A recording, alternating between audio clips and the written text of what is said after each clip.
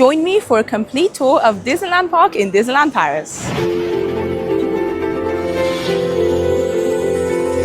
Hi everyone, how's life, and welcome back to another one of my videos. Welcome to my first Disneyland Paris video of 2026, and I thought what better way to start this year with a full tour of Disneyland Paris. And I'm going to try and make this all in one take, so maybe get yourself a drink, a hot chocolate, a coffee, a tea, whatever you fancy, because this is going to be a long one and we're going to literally go all around the park, which is going to be exciting. So I'm going to turn you guys around, and we're actually going to start with the Main Street train station, which you can see here in front of me. Currently, because we're in between seasons, obviously the Christmas season just finished, we do have a million splashes of color coming later on, and of course Halloween time later in the year in October. At the moment, the train station looks almost exactly as it should be, so you can actually see the stained glass windows on it, which I really appreciate personally. I think it's lovely, although you can see that they've already put out some of the million splashes of color decorations around the station. Now, where I'm standing is actually the main entrance of the park. So this over here is the Pink Hotel, the famous Pink Hotel, obviously Disneyland Hotel, the most expensive hotel here in Disneyland Paris. And those are the gates where people walk through from. It's currently about 9:35 a.m. in the morning. So the park has only just opened. For hotel guests, official Disneyland Paris hotel guests, the park normally will be open about an hour earlier. So from around 8:30, you can come for what they call as extra magic time. But as I said, at the moment, everybody can come in. Today is Friday, the 16th of January, 2026, in case you're interested. And you can actually see the railroad is currently parked here, but that will go around the park in case you're interested. Now, over here, we have this beautiful sign, which is the castle, a replica of the beautiful Sleeping Beauty castle in Disneyland Paris, which is something that they added to the park not so long ago. I want to say maybe about a year or so ago. And it's a really nice touch, in my opinion. We are going to now slowly but surely walk through the station. We're literally under the station at the moment. This is where you can get your guide maps. They have them in a few different languages. You can see English, Spanish. Of course, they will have some in French as well. And then for strollers and wheelchair hires, you need to go to the right-hand side. But the most amazing view of all, in my opinion, is the view that you get once you get out of the train station and you are faced with this. Top of Main Street, USA, Town Square as it's officially called. And it's a pretty beautiful day to be filming this, actually. Obviously, we're in January, so it's cold, but it doesn't look like it's going to be raining or anything. And it's not too cold either. Now, to my right, as I mentioned, over there is where you can hire strollers and wheelchairs.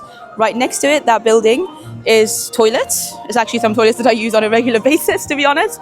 It's also where you can get some portable chargers to hire if you don't have your own. They do have some over there. They do also provide some underneath the train station. So if you ever run out of battery, then you can go and get yourself some portable chargers here in Disneyland Paris. To my left-hand side is, of course, the City Hall. You can see the time up there, 9:43. We've got one of the Main Street vehicles going through as well. And truly, this area of Disneyland Paris is one of my favorites. I just love the atmosphere. I love hanging out here, especially on a nice morning like today. It's not overly busy. The weather feels nice and crisp. You can see the beautiful castle in the distance. Yeah, really, really enjoy it. Now, one thing that's quite unique to our park here in Disneyland Paris is this gazebo over here. They do also have a gazebo in Hong Kong Disneyland, but our gazebo is a little bit bigger, and it's actually used sometimes for, shows and parades, especially during the Christmas season. They have a couple of events happening here. I'm gonna slowly but surely walk through the left-hand side. You might have spotted a gathering of people over there. Winnie the Pooh is meeting there, and that's normally actually where he meets, depending on what season you visit Disneyland Paris. Like I said, at the moment, January of 2026, we are in between seasons, so more than likely, if you are coming not during Halloween or Christmas time or any particular event, then you should be getting Winnie the Pooh over there as a meet and greet. And then to my right, obviously behind the gazebo, you will see some shops. The Bixby Brothers shop is actually where you can get your photo pass. So Photo Pass, in case you're new to my channel or new to Disney, is the official photography service that they provide here in Disney, not just Disneyland Paris, but most of the Disney parks worldwide. Basically, you can have photographers around the park taking your photos, especially when you meet characters, for instance. If you don't want to have to worry about your own photos, then you do have the option to have photographers do it. And now we are officially on Main Street, USA. I am actually going to stop here for a couple of seconds so you guys can appreciate the wonderful view that I'm seeing.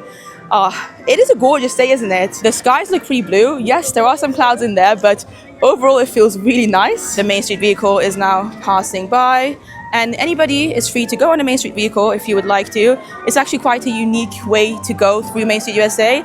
Obviously, you just have to make sure that you're there early because, as you can see, they don't take up too many people. So yeah, you just have to be lucky and find one at the right time and then just talk to the cast member and hop on. Now to my left is Emporium. Emporium is one of the biggest shops here in Disneyland Paris. I think the only rival to it would be World of Disney in Disney Village. To my right, we have some other shops, including the Boardwalk Candy Palace, just underneath that tree. That's where you can get a lot of your snacks and treats here in Disneyland Paris. Very popular place with Disneyland Paris fans. The rest of Emporium is still to my left here. So like I said, it's a very, very big shop. We are gonna carry on walking. Love the Main Street music.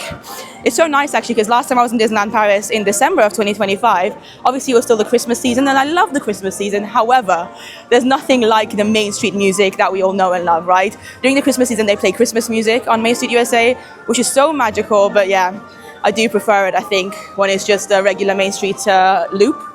Now, you may have spotted Waltz over here. That is one of the most popular table service restaurants that you can eat at here in Disneyland Paris. Reservations highly recommended. I have a few videos of it on my channel if you're interested to see what kind of food they offer. But the restaurant itself is themed to Waltz, as the name suggests. The rooms are themed to different lands in Disneyland Paris. And yeah, generally I've had really good times here at Waltz, the restaurant. To my right, we've got Market House Deli. That's another restaurant, but more like a quick service restaurant where you can get your coffees, some snacks, Mickey-shaped beignets you can get there, sandwiches. The famous croque monsieur that a lot of people talk about, including myself, is where this place where you can buy it from. And I would recommend it as one of the best snacks to get here in Disneyland Paris. It's basically like a ham and cheese toasty. Very, very nice.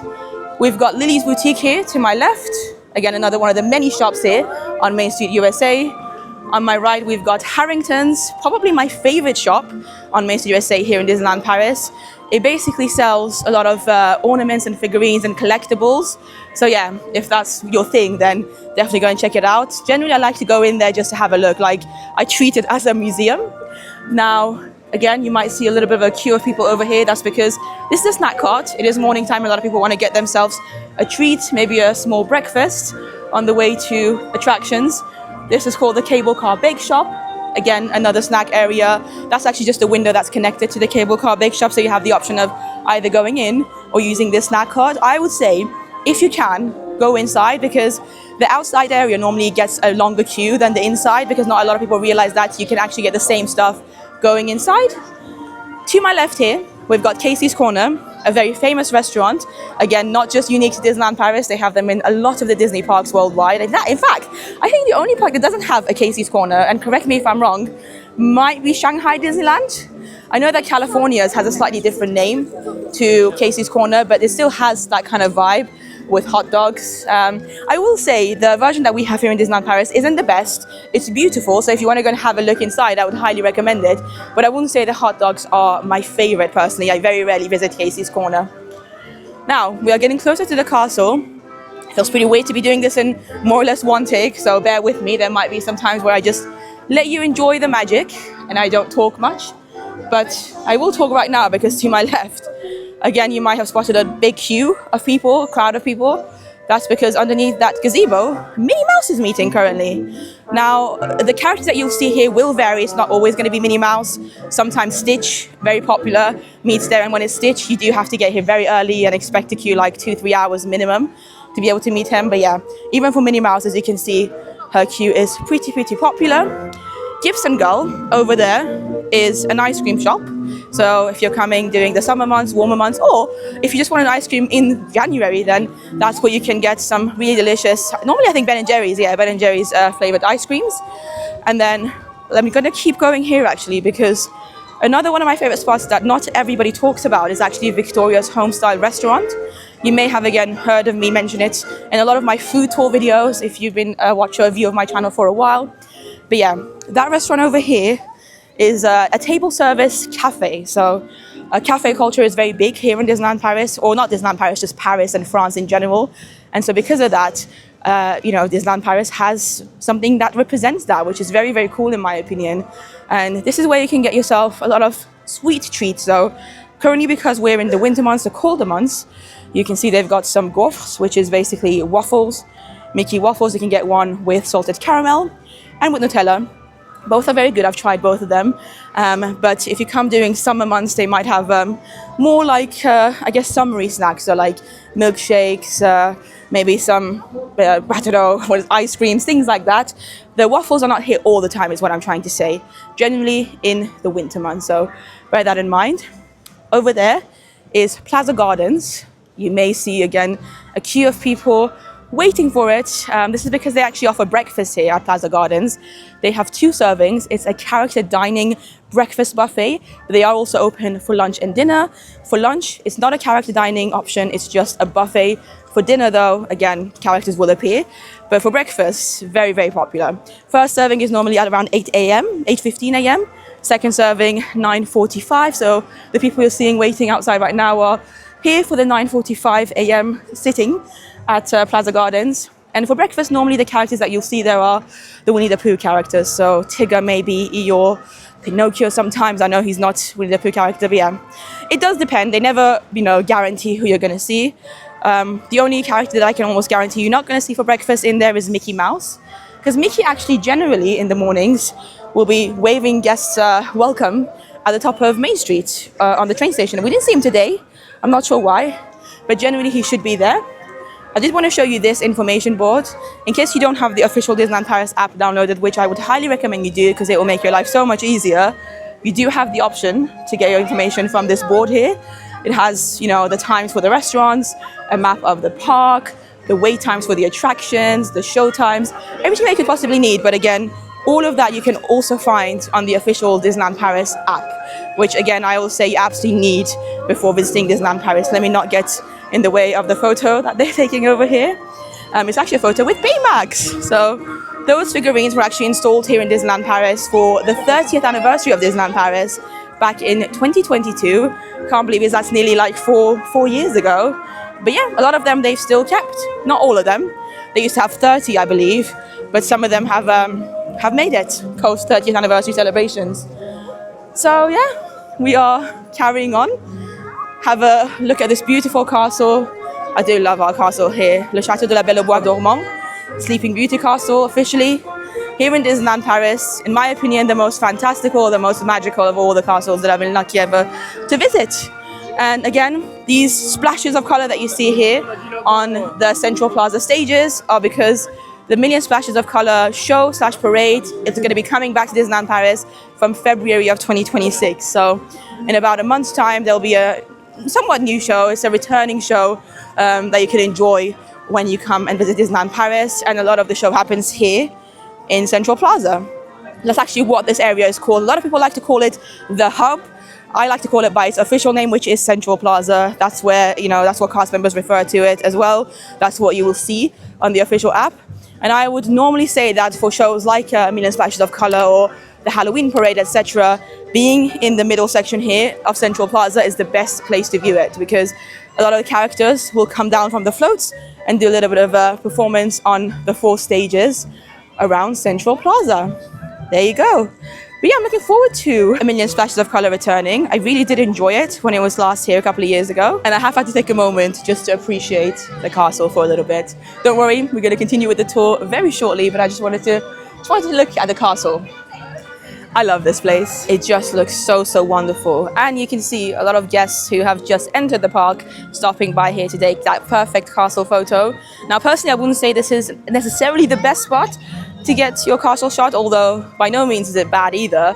But personally, I do like to go a little bit to the sides, normally over there by the entrance of Adventureland, which we're going to get to later on, so that you can have a slightly quieter background when you take your photo, and also the greenery, I feel like, adds to your shot. But yeah, there you go. This is the castle.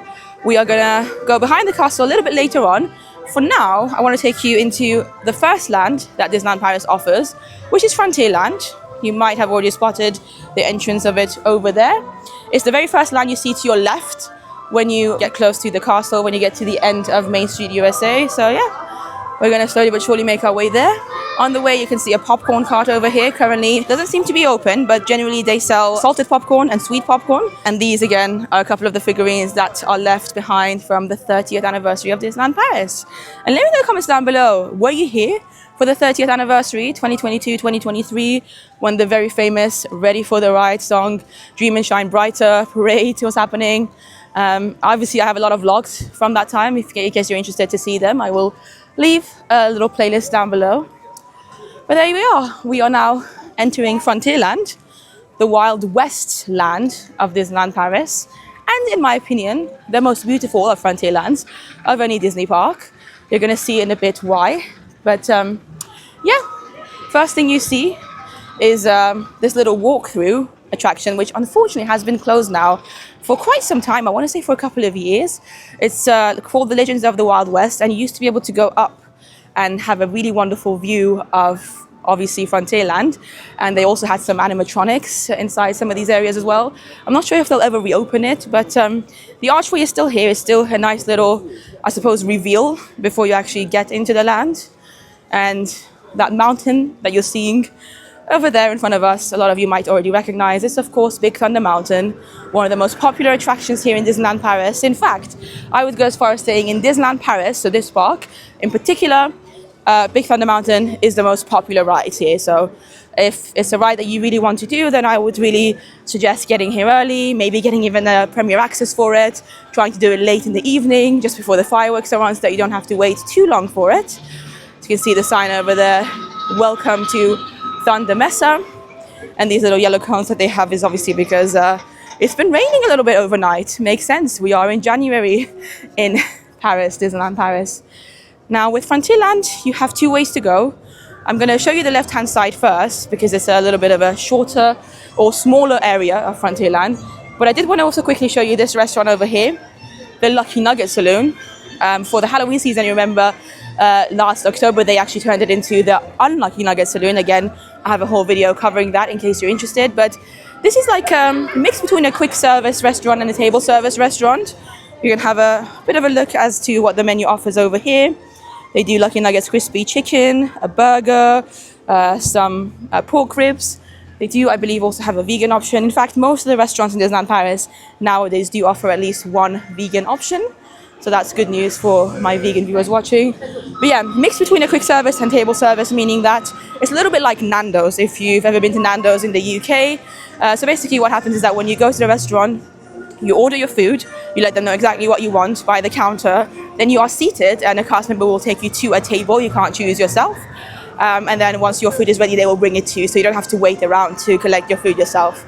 That's what I mean by it being a mix between a quick service and table service. Over here to my left, we have the Last Chance Cafe. Now this is an actual quick service restaurant, although it's also mainly just snacks. If you want to be more specific, you can see they do a turkey leg here, the famous turkey leg, which in my opinion, the version that we have here in Disneyland Paris is probably the best one. The best one because it's not overly big, like you can actually manage to eat it. It's €9. And yeah, it tastes good as well. It doesn't taste overly meaty. It's not as salty as the ones I've tried in the US parks. This is also where you can get the vegan chili, the famous vegan chili that I've raved about in plenty of my videos, even though I'm not vegan. I do really enjoy that chili. The sounds of Big Thunder Mountain going past. Absolutely love it. Right, we are continuing our journey to this direction of Frontierland. To my left, you may have spotted the Silver Spur Steakhouse, which, as the name suggests, is, I suppose, primarily a steakhouse, although they do a lot of other offers as well, a lot of other food. So don't worry if you don't like steak, you should still be able to find something here. Let's have a quick look, actually. Sheriff's menu, €35. If you want a dessert as well, €45. Main courses, they do steak skewers, grilled pork chop, stirred fried chicken, roasted salmon even. So yeah, again, a vegan option as well. I haven't eaten at this restaurant in quite a few years, actually. I think the last time I went inside was maybe 2022. So I am overdue a visit, and I will come back at some point. But I've never had the best or most memorable experiences there, I have to say. I've never been overly impressed. It's definitely not one of my favorite restaurants in there. But again, I would love to hear your comments if you've eaten there before. What do you guys think? Do you like it? What did you order? Let me know. And let me know if you would like to go and revisit it sometime soon. Now, the attraction that you're seeing here in front of me is another very popular attraction here in Disneyland Paris, called Phantom Manor. A lot of people visiting Disneyland Paris for the first time are very hyped about going on this attraction, especially when they visit from the US parks, because in the US, this attraction is called the Haunted Mansion. Our version here is quite unique, Phantom Manor. It's a similar kind of attraction. You go on these like what they call doom boogies, and you go through like almost a haunted house, but like I said, our version, the storytelling in it is significantly better, in my opinion, than what you get in the US parks. And I think the actual ride itself, the facade of it from the outside, like look at that. It just looks so cool. So yeah, if you're visiting Disneyland Paris for the first time, I would highly recommend you doing this attraction. It's like one that you really cannot miss when visiting Disneyland Paris. And generally speaking, it doesn't get overly long queues because of the nature of the attraction. Now, right next to Phantom Manor, for quite some time now, they've been having a little meet and greet. You can see the PhotoPass photographer is ready there over there, actually. So remember when I mentioned PhotoPass? A lot of the character meets do have photographers taking photos of you. If you would like to, you can of course take your own photos as well. But if you just want to make your life easier, you can use their service. And yeah, this is normally where Phantom Mickey meets. He is a virtual queue currently, so if you want to meet him, you do have to be on the official Disneyland Paris app and try and get yourself a slot. But, oh, there you go. Yeah, Phantom Mickey is Mickey Mouse in his Phantom Manor outfit. So again, quite a unique thing to do here in Disneyland Paris. We have the Molly Brown here in front of me with the US flag. This is a ship, a riverboat, you can call it. It's another attraction here in Disneyland Paris. Quite fun, actually, especially if you have children or, you know, maybe you're here with elderly people who don't want to go on fast rides or proper rides. Then this is just like a nice, relaxing boat tour around Frontierland. Really underrated attraction, actually, I would say. In fact, I'm trying to think when the last time was that I did it. And again, I think it was probably like 2022 or 2021 even. So I should probably get back on that at some point soon. And yeah, what the boat does is it literally goes around the Big Thunder Mountain. So you get to see some parts of the park that you wouldn't normally get to see, which is very cool. Let's wait for the train to come. I do like this ride. This is the moment. This is where they take a photo. Yeah, there you go. Oh, what an amazing, amazing attraction. Now, I do want to keep walking this way because something that not everybody knows about Disneyland Paris is that there is actually more to Phantom Manor than just the ride itself. So obviously, the main ride happens inside that building. Really cool attraction, like I said, definitely not to be missed. But there is some more to see, especially if you're like a Disney Parks nerd, Disney Parks fan. You know, if you like details when it comes to Disneyland Paris or Disney Parks in general, then there's a little graveyard, I suppose, that has some details, again, to do with the storytelling of not just this land, but also Phantom Manor itself. So we're going to get to that now. But as we walk there, I'm going to give you some views of Big Thunder Mountain. Gorgeous, gorgeous, gorgeous ride. Look at the skies. Amazing. Okay, we are getting closer and closer to the graveyard area. Wonderful. So yeah, let's keep walking this way, and over here very soon we should be seeing what I'm talking about. Only a couple of people actually, by the looks of it, are currently here. This is actually probably another thing to mention, is that if you want somewhere quiet, if you just want a bit of a break from the hustle and bustle of the park, from the noises in the park, then this might be somewhere that you might want to come. Not a lot of people are here, as you can see, barely anybody. Obviously, you'll still have the sounds of Big Thunder Mountain and the screams of people over there, but at least it doesn't, it's not overly busy. And there you go. You can see the gravestones of Frank Bollard and Mark Murphy, as well as some other details. There's some cowboy boots over there. Honestly, very, very cool. And again, an underrated part of Disneyland Paris. Not everybody knows about it. So yeah, let me know in the comments down below, actually, have you ever visited this part of the park? Do you want to in the future? Look at that. You've got the dates, all the different people, and these are all characters from Phantom Manor. So yeah, as you can see at the moment, it's literally just me and two other guests here. Very, very quiet. Yeah, we are gonna slowly but surely make our way back now and carry on to the other side of Frontierland. But I am going to keep the camera rolling for a little bit longer, just so you guys can see the view from this side as well. I'm going to get that shot again. That's the best part, it really is. Such a good, long, thrilling attraction, but also not overly thrilling. So if you don't like huge roller coasters, don't worry. Whilst it's thrilling enough, and obviously there's a height requirement, and you know, if you don't like any thrills, then perhaps avoid Big Thunder Mountain. But if you love a nice roller coaster, a nice wooden roller coaster, then this one's really fun, very well themed. And like I said, there's a reason that it's the most popular attraction here. And now we have a different angle of Phantom Manor's facade over here. We are gonna carry on going that way. Ooh. I'm trying to decide if these people are just gonna hang around here or if they're also gonna go and have a look at the graveyard. Probably not. As I said, it's not a very popular thing to do. Not everybody knows about it. You can see actually the top of the castle from where we're standing right now, just over there. That just shows you how big this park is and how far we've already walked from where we were earlier by the castle. Okay, well, I think I'm gonna cut this clip now because you're probably gonna find it a little bit boring for me to go from here back to the entrance of Frontierland, so I'll see you in a second. Okay, I'm standing right in front of Last Chance Cafe again. If you remember, that's the quick service restaurant that offers the turkey leg, the famous turkey leg, as well as the vegan chili. And on the other side is obviously the rest of Big Thunder Mountain, the famous mountain here, the icon of Frontierland here in Disneyland Park. And you can see the Molly Brown has started its journey. I really want to get on that ride, Molly Brown, today. Like I said, it's been a while since I've done it. Let me turn you guys around so we can watch this for a little bit. Beautiful, beautiful ship. It actually went under renovation not so long ago, so it looks better than ever at the moment. And it's just so cool that Disneyland Paris has like a full-on riverboat like this as one of their attractions here that anybody can go on free of charge. So cool. Oh, hi! Nice to meet you guys. Some lovely viewers over there. I hope they're having a wonderful time. Very nice. But yeah, we are gonna carry on with our tour. So behind there is obviously where the entrance of Frontierland is. If you remember, that's where we walked in from. And then obviously that was the Lucky Nugget Saloon. But Frontierland continues on. And this side of Frontierland is actually a little bit bigger and longer than what we've already seen. In front of me, obviously over here, these buildings are shops.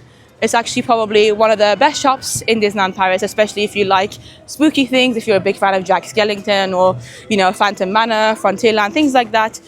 This shop inside here is pretty big and generally you can find some good items in there. To my left, we've got the shooting gallery, which has been closed for some time now. I haven't seen it open in a while. But basically what it is that you have to pay and then you can shoot to win some games. I think normally if you win, you might get like a voucher to use in the shop.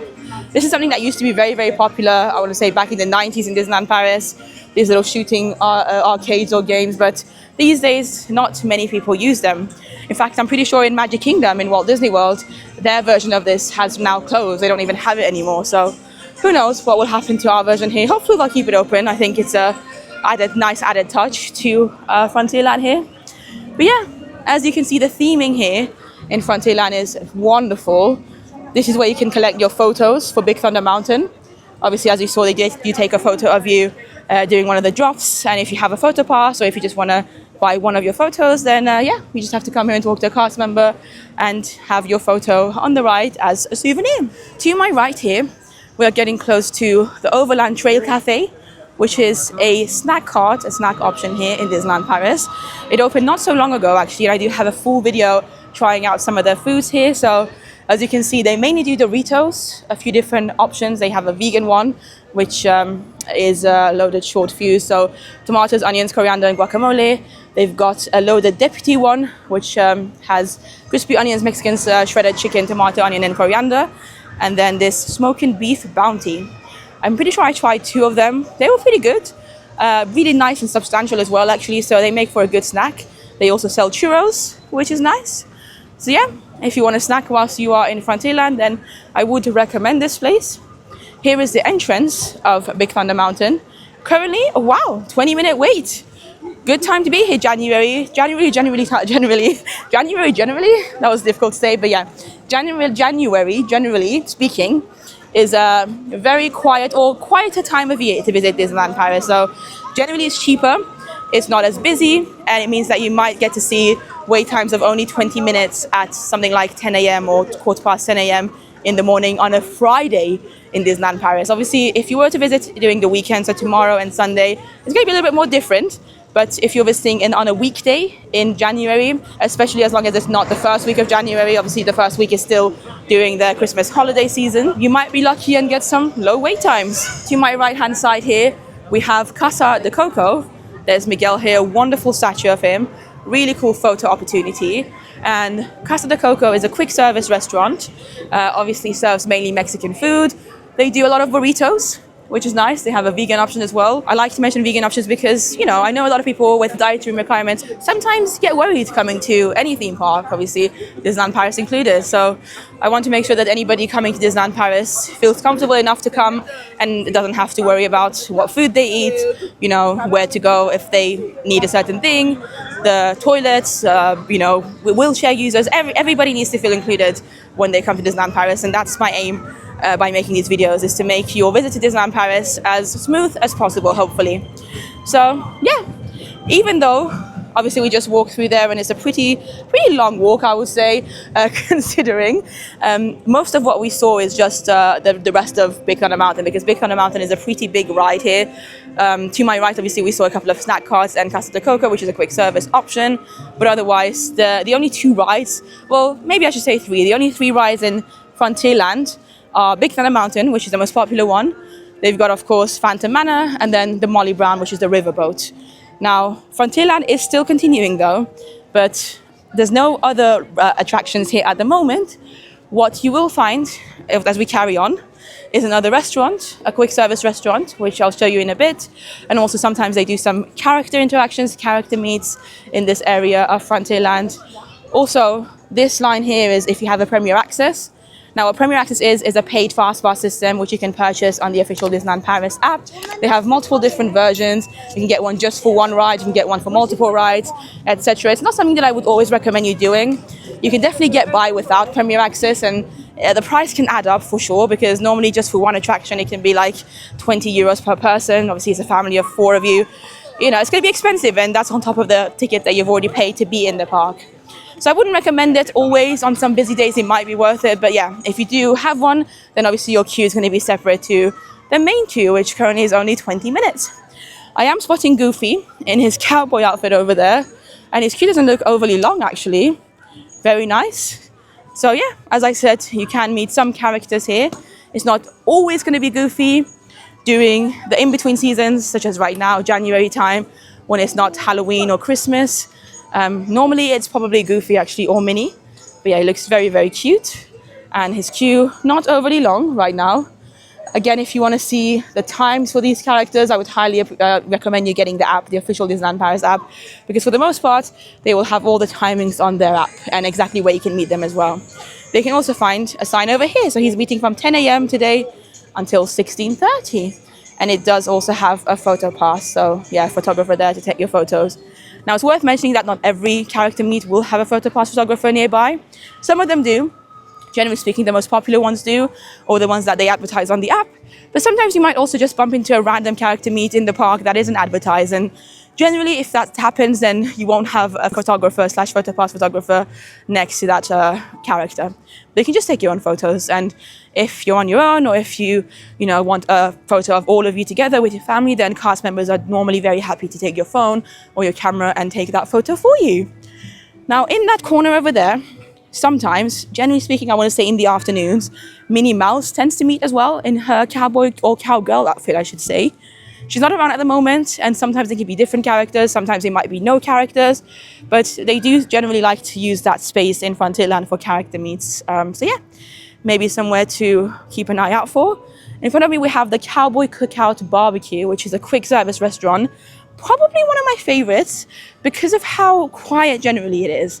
Not everybody realizes that there is more to Frontierland than what we've seen so far. So a lot of people just kind of stop by where Big Thunder Mountain ends, and then they don't bother exploring the rest of this land. So on very busy days, especially if you're here on a weekend perhaps, this restaurant here, Cowboy Cookout, can be a good option because it's not going to be quite as busy and crowded as some of the other restaurants. So yeah, I would recommend it. As the name suggests, it does mainly barbecued food. So you get your burgers, you have a barbecue chicken here, pork ribs, etc.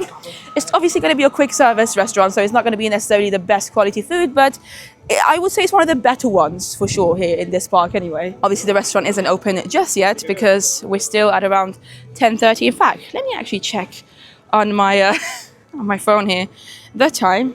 There you go, 10:19 a.m. I want to say we started this tour at around 9:40. So we've been walking around for about 35 minutes so far. I am interested to see how long it takes for me to film this whole tour of the park, you know, do the whole round of it. Now, Frontierland is still continuing, and this section literally only has the Frontierland Theatre, which hosts one of the most popular shows here in Disneyland Paris, which is Lion King and the Rhythms of the Pride Lands. Very, very cool show, you know, West End style show. They sing the Lion King songs in it, also some of the Lion King songs from the Broadway/West End version of Lion King, the musical. So yeah, I would highly recommend watching this, especially if you're a Lion King fan. You can see the hours for it today, 12:10, 13:10, 15:45, 16:45, but obviously make sure you check on the app as well, because sometimes the times can change. Maybe they might cancel one of the performances, and if they do, the best way to find out, apart from just talking to a cast member, is to have a look at the app. So yeah, this area of the park is again another quiet spot normally. There's not much happening here, so if you are somebody who needs a bit of some, you know, quiet time in the middle of your day, then I would recommend you coming here. Obviously, when the show is on, you will see a lot of people queuing to get inside the show. That's the theatre over there. But once the show happens, obviously people are inside. It's not going to be as crowded anymore. And even if there are people waiting, they're all going to be waiting in line. They're not going to be walking around in this area. So you have some benches here to sit down and relax a little bit, you know. There's a lot of space for you to just walk by and just feel the peace a little bit. In front of me is the Frontierland Depot, Thunder Mesa, which is actually the train station here in Frontierland. So as you remember, when we first entered the park, we had the Main Street train station at the very entrance of the park. And you know, if you go there, you can get on a train that goes around the park. And one of the train stations that they have is here in Frontierland. Although, from my understanding, this station hasn't been open for quite some time, unfortunately. I don't know if it ever will open or when it will open, but if it does, then that's an option for you to get on the train from, because the train just keeps doing the loop of the park. So if you don't want to get on the train from Main Street, then you can do it from here. Now, this section here currently has nothing happening in it. As you can see, there's also a little snack cart here that is currently closed. But sometimes, you know, for popular seasons, the Christmas season, Halloween season, etc., they might use this space for something. So for the Halloween season a couple of years back, they had Mother Gothel do a show here. For the Christmas and Halloween season last year in 2025, Jack from Nightmare Before Christmas was doing a meet and greet here, and his queue line was a virtual queue. But again, at the moment, as you can see, nothing. So again, a really cool spot for you to just come and feel a bit of peace if you just want a bit of a break from the hustle and bustle of the park. And it's still nicely themed here, right? So you can still hear the cowboy music, you know, it's still lovely with all the trees and the benches they have going on. You still will feel the magic, actually, even if you just want some quiet time here. But yeah, I'm going to make my way back now to the middle section of Frontierland. Again, to my left is where we have Cowboy Cookout, which will open in about an hour's time, normally at around 11:30. You've got Goofy still meeting guests over there. There is actually one more thing that I want to show you here as well, which I don't think is going to be open today because I am filming this on a Friday. It tends to generally only be open on weekends, but we'll check it out anyway. And that is the Pueblo Trading Post, which you can see very nicely signed over here. And the building is actually just over there. This is a pin trading building generally. So if you're a big pin trader, if you love pin trading, then you should definitely visit this shop, which, like I said, is unfortunately currently closed. As far as I know, it only tends to open on weekends, so Saturdays and Sundays, unless it's a very popular time of year perhaps, or if there's a particular pin event happening, then maybe they will open it on weekdays as well. But yeah, generally speaking, it's only a weekend thing, and as you can see, it is currently closed. Right next to it, though, is where you have one of the many smoking areas around the park. Disneyland Paris is one of the few Disney parks worldwide that still allows you to smoke inside it. Unfortunately, not everybody actually listens to the signs here. A lot of people will just smoke around the parks, but they do have designated areas for smokers. So what guests should be doing if they want to smoke is to use those spaces so that they're not just walking around smoking. But again, unfortunately, not everybody does that, so just beware. This is the Frontierland playground, which obviously is a fun playground for little ones. And it looks very, very cool, nicely themed. Currently, nobody here, so I can film and show it to you in some detail. It looks really fun. You've got some slides there, you've got a little bridge, all very nicely themed. So again, if you have little ones with you who just need to run around for a little bit of time, then this might be a good spot for you to bring them to. They do also have a little sign here with all the rules about this playground. Obviously, it does say very strictly that smoking isn't allowed. It's for children between the ages of 4 and 8. So bear that in mind as well. And no strollers are allowed inside the playground. So just make sure to note that. But as we slowly but surely leave Frontierland and make our way to Adventureland, I wanted to maybe let you know of some of my personal highlights here in Frontierland and things that I would say you shouldn't miss when visiting this part of the park. So, of course, Big Thunder Mountain is, I would say, probably my #1 must-do for anybody visiting Disneyland Paris. It's an incredible attraction, so much fun, but also Phantom Manor equally, I would say. If you don't like thrilling rides, if you don't like roller coasters, Phantom Manor, absolutely do it. It can be a little bit scary for children, so bear that in mind as well, because, oh, Goofy's just going on a little bit of a break, but yeah, because of the nature of Phantom Manor and it being a haunted house, you might see some ghosts in there. It's like kind of meant to be silly fun, but some parts of it are quite dark, so some children might not enjoy it. So just make sure to maybe, research that before you take your child on the ride. But if you're an adult, then I would absolutely recommend it. In terms of food options, Casa de Coco is a good quick service restaurant if you like burritos. Cowboy Cookout, as I mentioned, especially on very busy days, can be a good place to eat as well, because it's probably going to give you the chance to actually find a table. Because on very busy days, trust me, especially during peak lunch and dinner times, it will be almost impossible sometimes to find yourself a table to eat at a quick service restaurant, which is why I would actually recommend you, if you're visiting on a weekend or a particularly busy time of year, if you don't mind eating at a table service restaurant or even a buffet, then it might be worth reserving one for yourself, so at least you know that you have a place to eat and you don't have to worry about trying to get yourself a table and queuing for a long time to just get yourself a burger and things like that, because moments like that can make your theme park day a little bit more stressful. Anyway, this is a little pathway that will take you from Frontierland, where we've spent the past 20 minutes or so, into the next land here in Disneyland Paris, which is Adventureland. So very shortly you will start seeing the theming change a little bit. And Adventureland is probably, I'm going to say it's probably the land that I visit the least, or the land that I spend the least amount of time in Disneyland Paris. And that's mainly because the only ride that I really enjoy doing in this land is Pirates of the Caribbean, which you will see later on. But there's so much more to Adventureland than Pirates, and a lot of it is just the beauty, the theming around it. Now, over here, you might see some people waiting over here. That's because there is a meet and greet happening here. I'm pretty sure it's going to be for Chip and Dale. So yeah, these people are waiting for Chip and Dale, or perhaps another character to come and meet them. This is one of the character meet and greets that isn't necessarily advertised too much, so not everybody knows about it. It probably won't have a photo pass photographer with it, but they do generally have a character hanging around here. So if you're a big character lover, then definitely worth checking that spot from time to time. We are now, hello, as I mentioned, officially in Adventureland.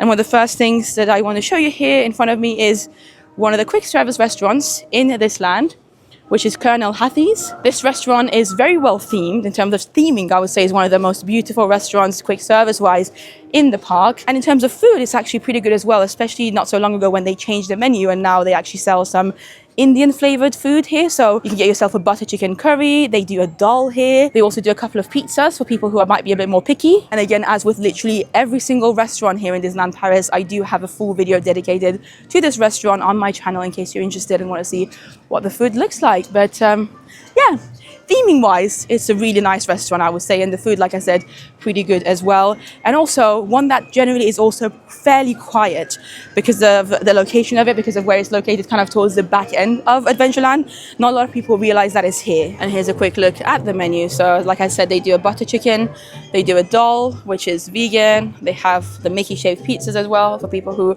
like I said, might be a bit more picky. And then as we carry on here in Adventureland, we are going to slowly but surely get to the other attraction here, the other main attraction in this land, which is a roller coaster. On the way there, we're spotting another smoking area. You can see some people are currently using it. They also have a sign here for the Colonel Hattie's restaurant.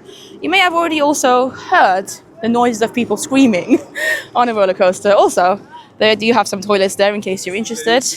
I need to try my best to remember to point out the toilets around the park as well. I haven't done all of them. There's definitely at least 2 toilets in Frontierland that I didn't show, but yeah, you can obviously find the locations of toilets on the official Disneyland Paris app easily, or just ask a cast member. Now, yeah, Adventureland is huge, so they have a lot of pathways that will take you to different areas of it, but I do want to quickly take you to Indiana Jones and the Temple of Peril, which is the roller coaster attraction here first, before we continue our journey. Now, this ride is a ride that I haven't done in many years. In fact, I think the last time I went on this roller coaster would have been in 2019, so before the COVID lockdowns, before 2020. At this point, I want to say about 7 or 8 years ago, and there is a reason for that. The reason being that this attraction is not overly comfortable. So yes, whilst it is one of the main attractions in this land in Adventureland, and it's a roller coaster, so for a lot of thrill seekers, it can be a fun ride. As I mentioned, for me, it's not one of my favorites, and I would say the wait time for it might actually reflect the popularity of this attraction. It's only a 5-minute wait for, I would say, a big thrilling roller coaster. Like, yeah, not a lot of people enjoy this ride, so I'm gonna quickly read you some of the warnings for this. For safety, you should be in good health, etc. The height limit is 140, and yeah, one thing I will definitely note about this roller coaster is that it just moves you around a lot. It's not a very comfortable ride. It does have a loop, so it does go upside down. But yeah, for me, it's just not worth the pain that I feel when I go on it. The thrill isn't too much. It's a very short attraction. The theming, I wouldn't say, is too great either. I would say the best theming that you see actually for this attraction is probably what you see in the queue line for it. During the ride, as you can see, it's mainly just a roller coaster. Obviously, you do have some theming around it, but for the most part, yeah, it's just a roller coaster. Now, don't get me wrong, it can be fun still. If you have teenagers with you who love roller coasters, they might enjoy going on it, but I personally have avoided it, like I said, since 2019 for the past 7 years, and I really don't know when I will get back on it. I'll probably only do it if I end up doing some kind of challenge video where I'm doing all the rides in the park or something like that, because I never really have the desire to go on it. And like I said, it's mainly because it's not comfortable. It's a painful attraction, and it's not worth the pain because it's also quite a short ride with not so much theming. I do want to show you this beautiful view that we're currently seeing of the castle, which is so nice, and obviously the rest of Adventureland over here. We also have a little shop over there, which is connected, as opposed to Indiana Jones, the attraction. So if you wanted to get yourself some Indiana Jones merch, then this might be a good spot for you to go to. But yeah, curious to hear what you guys think about this ride, Indiana Jones and the Temple of Peril. Do you enjoy it? Is it one of your favorite rides here? Because from my experience, it very rarely gets long queues. Even on very busy days, the wait time for Indiana Jones doesn't get any higher than maximum 25 minutes. Whereas on busy days, something like Big Thunder Mountain will have like a 2.5-hour wait. So that just shows you the difference in popularity that these two attractions have. We are now going to go this way, actually, because a lot of Adventureland is just like exploring. So even though they only have 2 rides here, Indiana Jones being one of them, the other being Pirates of the Caribbean, which we'll get to later on, they do also have a lot of like walkthrough attractions, such as that bridge up there. You can see a guest on it. You know, a lot of nice scenery for you to look at. I should really spend more time here, honestly. It's beautiful, gorgeous land. And in front of me, we are slowly but surely getting to some of the caves that Adventureland offers here in Disneyland Paris. Of course, like I said, you do also have that bridge. My friend Frankie and I actually did the bridge and went on it last January 2025. So if you want to see a full vlog of that, I think it's something like 3 hours long, of our 3-night stay in Disneyland Paris last January, in case you're interested. I do have a vlog of that, and you can see all the fun that we got up to last January. But it's a fun bridge. Look at that. Can be a little bit scary as well. But yeah, I would say it's underrated. Definitely something underrated for you to do in Disneyland Paris, especially if you're here on a busier day when a lot of the rides have long wait times. Generally speaking, walk-through attractions such as this bridge shouldn't have much of a wait time, and you should be able to get on it fairly shortly. But yeah, here's another view of this part of Adventureland. You can see Indiana Jones, the roller coaster over there. And hopefully this also shows you the scale of this park, because a lot of people don't realize how big Disneyland Paris actually is. It is a big park, bigger than Magic Kingdom. Fun fact for you, not everybody realizes it, but if you compare Disneyland Paris size-wise to the Magic Kingdom in Walt Disney World, this is bigger, a little bit bigger, not by much, but it is bigger in terms of the space that it takes. Now, when it comes to attractions, obviously Magic Kingdom has way more attractions and rides and everything than Disneyland Paris does, and I think that's probably why a lot of people misjudge it and think that that's bigger. But no, factually, Disneyland Paris is a bigger park than Magic Kingdom. Here's a sign that takes you to Fantasyland, which we are going to go to later on. But I wanted to quickly show you the entrance to the caves as well. We're not going to go in it right now, but as you can see, a lot of people are going through that cave. It's basically a walk-through attraction. Can be very fun, especially for kids, to just go around, explore things. Can be a little bit scary at times, but don't worry, nobody's going to jump at you or anything. It's just parts of it can be dark, but yeah, very well themed. And again, you've got that wonderful bridge over there as well. And here's a map over here of Adventure Isle. So if you want to see this part of the park a little bit in more detail, here's a really nice looking map of it. Adventureland.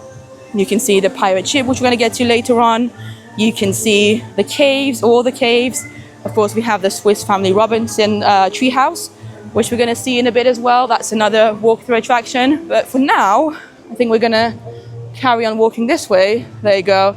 That's one side of the pirate ship. Such a cool land, this land, Adventureland. Underrated, truly. Again, as I mentioned earlier, I feel like for me personally, it's the land that I spend the least amount of time in, and I really should be doing more here. Now, over here is the Swiss Family Robinson treehouse, which is a treehouse, obviously not a real one, but again, it's all in the name of adventure and fun. So it's a walk-through attraction. You can go up it, enjoy it, explore it if you would like to. And if there's something that you want to do, the entrance of it is just over here. Now, again, with this attraction, similarly to the Indiana Jones roller coaster, it has been a while since I've been up it. Just because I've already done it a few times and I don't feel the need to go up there on every single visit, but maybe it's something that I should do on a future visit in 2026. Let me know if you guys would like me to go up onto the Swiss Family Tree Robinson. When was the last time you went on it? Let me know. Do you have some fun memories? Because yes, I would like to go back on it at some point this year. It's been a while. Now, I'm currently on another bridge. They have a lot of bridges here in Adventureland, which gives me this phenomenal view of the pirate ship, this lake, and then over in the distance, you might be able to spot the entrance of Pirates of the Caribbean, the most popular attraction in this part of the park, Adventureland, and one of my favorite rides to do actually in Disneyland Paris. I am actually going to take a quick photo of this view because it looks so nice. You guys can follow me on Instagram if you want to see the photo or any more photos from my trips to Disney parks worldwide, specifically Disneyland Paris, because that is my speciality. But before we carry on to the left-hand side of the land so that I can show you Pirates of the Caribbean in more detail, I do want to track back a little bit because, like I said, Adventureland is laid out in such a way that they have so many different pathways, so it makes it a little bit more complicated to just walk in one line and show you everything. Obviously, we've seen a little bit of that side of Adventureland already, but there are some things still here in this part of the land that I want to show you. So, for instance, in front of me over here, you have what is generally a character meeting spot. Currently, nobody around, but normally you should be able to see a character from Aladdin here. Generally speaking, it's actually Jafar.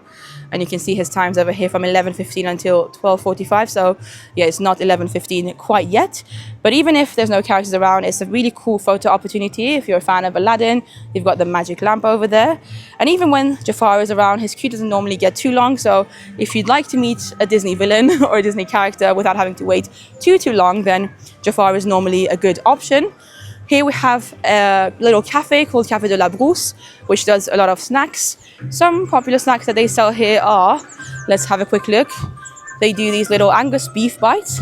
They also have a couple of Lion King themed snacks over there, as well as the pineapple whip, which is Disneyland Paris' version of a Dole Whip. The thing I will say about Café de la Brousse is that unfortunately it's not always open.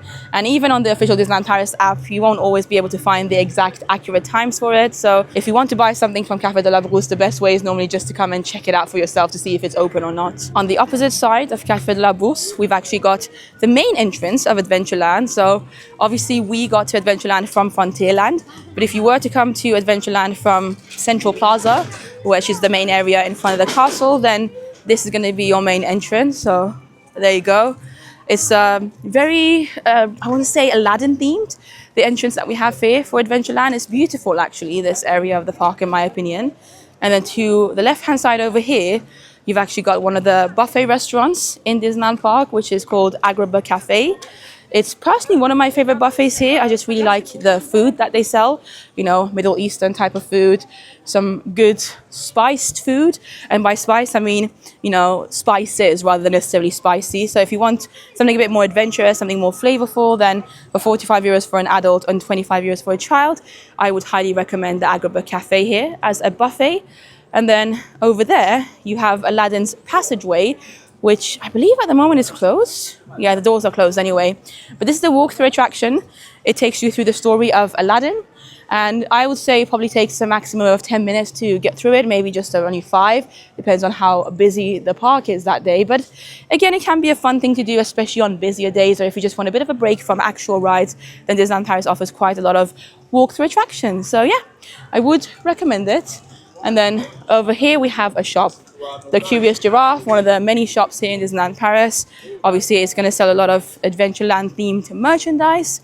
And then underneath there actually is where you'll find some toilets at the entrance of Adventureland.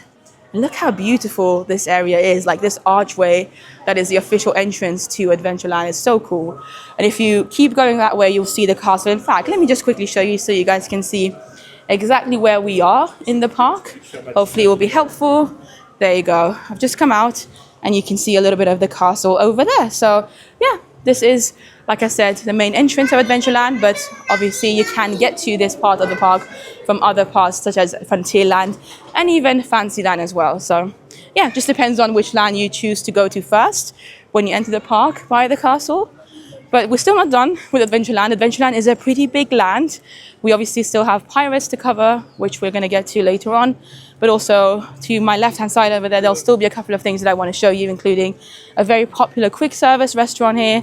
Some of you may already be familiar with it. It's called Hakuna Matata. And it's probably one of my favorites as well, actually, to eat at. So yeah, we're going to see that shortly. But again, let me just tell you some of my favorite things to do in this land as we're doing this walk. So Hakuna Matata is probably one of my favorite quick service places. I really like the U.S.A chicken there.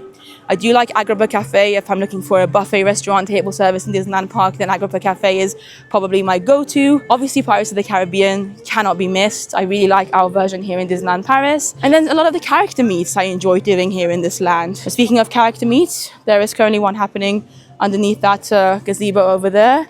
Generally, you see people from, you know, The Lion King. Currently, it's Baloo, obviously, from The Jungle Book. Sometimes you might see King Louis.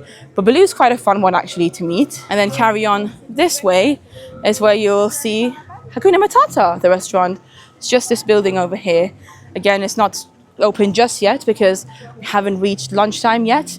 A lot of these restaurants only open for lunch and dinner. Some of them only for lunch, actually. So if you want to avoid disappointment, definitely check the opening hours on the app because some of these restaurants do close early.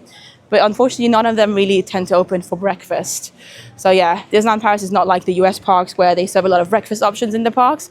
Really, it's just Market House Deli on Main Street, what I showed you earlier, that there's a Croque Monsieur and the cable car bake shop, things like that will serve breakfast. But yeah, let's have a quick look at the menu. As I mentioned, this is the Lion King themed restaurant. My favorite thing to get here is the U.S.A chicken, but they also have a vegan option, which is a chakalaka. They also do chicken strips for more picky eaters. So yeah, you do have quite a few options here. Now you can see the Swiss Family Robinson treehouse from a different angle, a little bit further back. And then you can also see some of the tables they have laid out here. So obviously in the warmer months of the year, you are free to come and eat outside if you'd like to. And we are slowly but surely getting back to where we entered the land from. So if we go to the left, you will find the connection between Frontierland and Adventureland. That's where we literally first stepped into this land from. You can also see the top of Colonel Hattie's restaurant over there, that little orangey thing. Cool Post is another snack area here in Disneyland Paris. It does some Mickey waffles. Not quite as nice as the ones that you can get from Victoria's Homestyle restaurant, but if you want some takeaway Mickey waffles, then it might be a good option. But yeah, we've now covered more or less everything in this part of Adventureland. We still have the pirate side of it to get to, though. So I do like how with our version of Adventureland, there's like a few different themes going around with it. All of it to do with adventure, obviously. The adventure theming is very prominent. But you know, when you first step in, you've got like Aladdin themed things with the Agrabah Cafe, the Aladdin walkthrough attraction, the character meet with Jafar generally, and just the theming all around it, which is beautiful. This section over here, I don't really know what to call it. Obviously with Indiana Jones, Colonel Hattie's is a bit more like naturey in terms of the adventure style. Obviously with Swiss Family Robinson as well. And then later on when we get to the last bit of Adventureland, suddenly it becomes a lot more pirate focused. Obviously with the pirate ship, you know, the attraction itself, there's a restaurant there. We will get to all of that shortly. But on the way to Pirates, I would like to ask you guys currently watching the video, what your favorite thing to do is in Adventureland. If you've not been to Disneyland Paris before, you know, based on what you've seen in my videos, is there anything that you think you would really enjoy doing in this part of Disneyland Paris? If you have already visited, let me know your favorite things to do. Whether it's food related, whether it's attraction related, you know, it could be the caves, it could be the treehouse, character meets, anything that you particularly enjoy doing here in Adventureland. I'd love to hear your thoughts. But this area of Adventureland is probably the part that I actually visit the most often.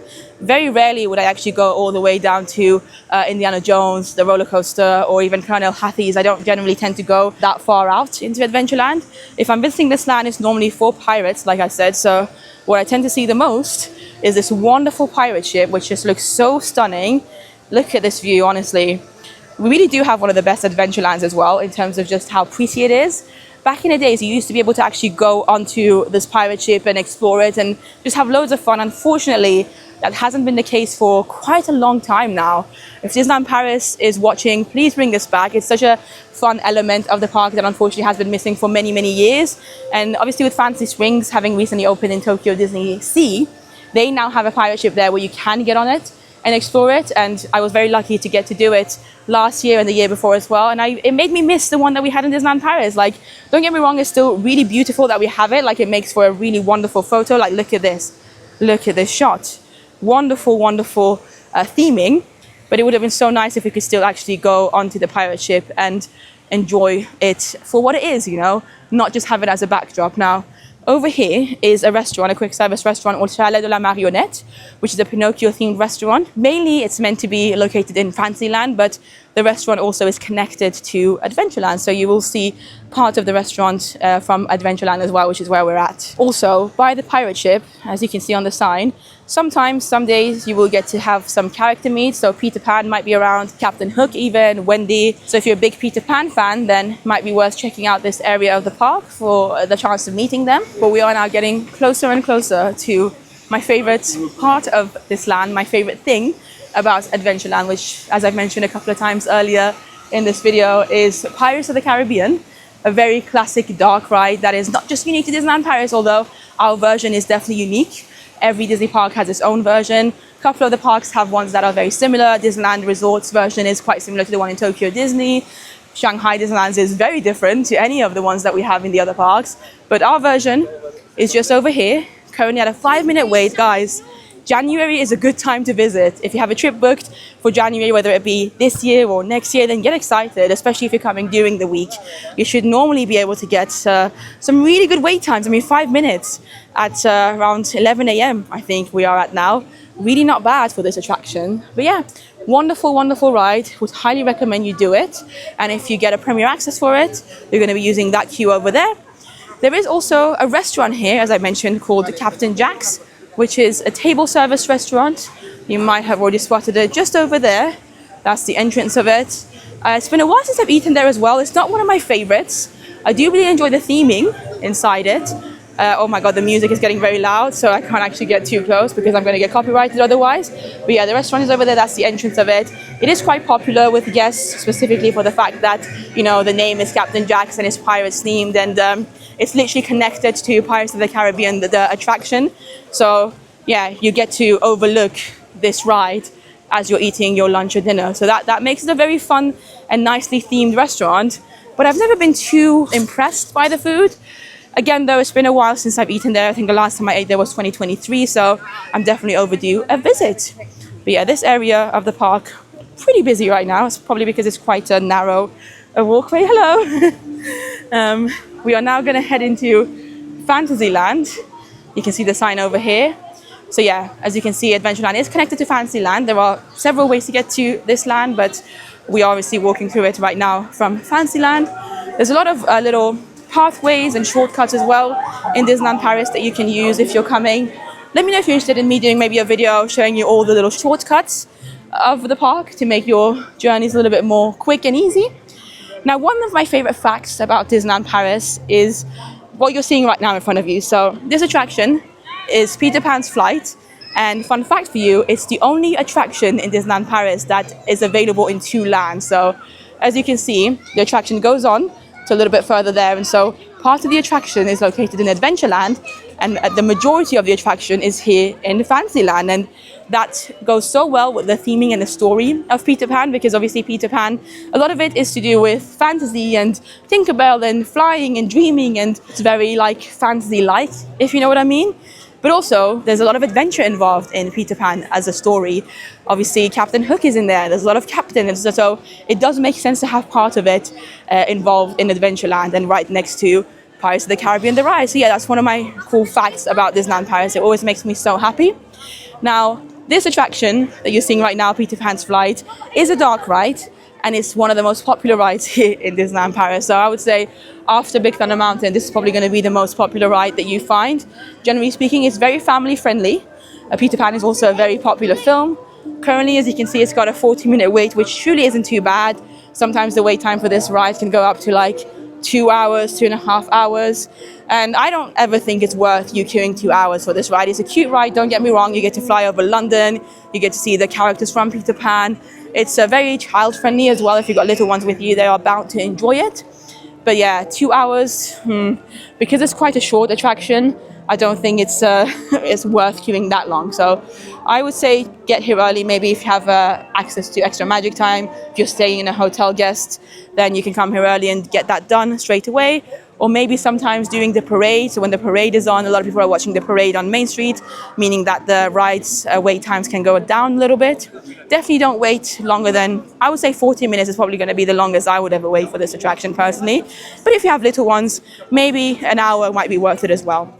Anyway, we are going to carry on going this way. And I do apologize, I feel like I'm slowly but surely losing my voice actually. I've talked quite a lot over the past hour. To my left here, we have Toad Hall, which is a quick service restaurant. Again, quite an underrated restaurant. I don't see a lot of people talk about it. Not everyone realizes that this is actually even a restaurant, but it's very well themed. If you enjoy Mr. Toad, then I would highly recommend you going inside, even just to have a look at the theming in it. Food-wise, it mainly does fish and chips. So yeah, says so typically British, which is fun. On the other side, you can see all the different menus and the prices. They do a vegan option as well for 12 euros. They do a children's fish and chips, 8 euros, or an adult's for 12 euros. They've also recently brought some, they call Roman-style squid fritters, so some calamaris. I haven't had a chance to try those yet. But yeah, pretty well-themed restaurant. What you see over here used to be Meet Mickey Mouse. Currently, they're renovating it, which is why you see these walls around it, but it should be coming back very soon. And once it does, it's going to be probably the best spot for you to meet Mickey Mouse himself when you're visiting Disneyland Paris. So you get to go into his house. It's very well themed.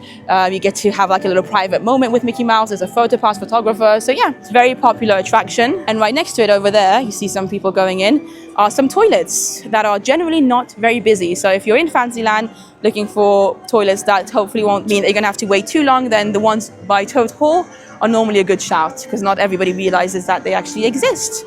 But we're going to carry on walking here. Over here, as you can see, there is a sign that says Alice, or a character from Alice in Wonderland. Sometimes it could be the Mad Hatter, does do a meet and greet from time to time. So yeah, generally you might find a character over here. As we carry on, here we've got the entrance to Alice's Curious Labyrinth, which is another walkthrough attraction here in Disneyland Paris. And as the name suggests, it's a labyrinth, it's a maze. So yeah, it can be a lot of fun, especially for children, but even for adults, I would say, don't underestimate this attraction. For me, again, it's been a few years since I last did it, so I'm looking forward to doing it at some point in 2026, but I do have vivid memories of going inside this maze as a child when I was once here with my uncle and my brother. We went inside and we got lost. And my uncle was with us. Obviously, my uncle, as an adult, still couldn't find the way out. And I just remember him panicking, feeling bad because, you know, he couldn't get us out. He was getting stressed. So yeah, that's a vivid memory that I have from my childhood, one of my childhood visits to Disneyland Paris. So yeah, it can actually take a while to find your way out. So beware. the maze is not as simple. Oh, hello. Nice to meet you. Of course, of course. It's always so lovely meeting you guys, but carrying on with the tour, over here they have a really fun photo opportunity. As you can see, there's a couple of guests taking their photos over there right now. So even if you don't want to go inside the maze, if you don't have too much time, because I would say definitely don't go into the maze if you have like maybe a reservation coming up, a dining reservation, if you have a premier access, or if you have plans not too long after, because just in case you get lost in there, just in case what happened to my uncle happens to you, give yourself a minimum of an hour before you enter the maze, so you don't have to stress too much and actually can enjoy it.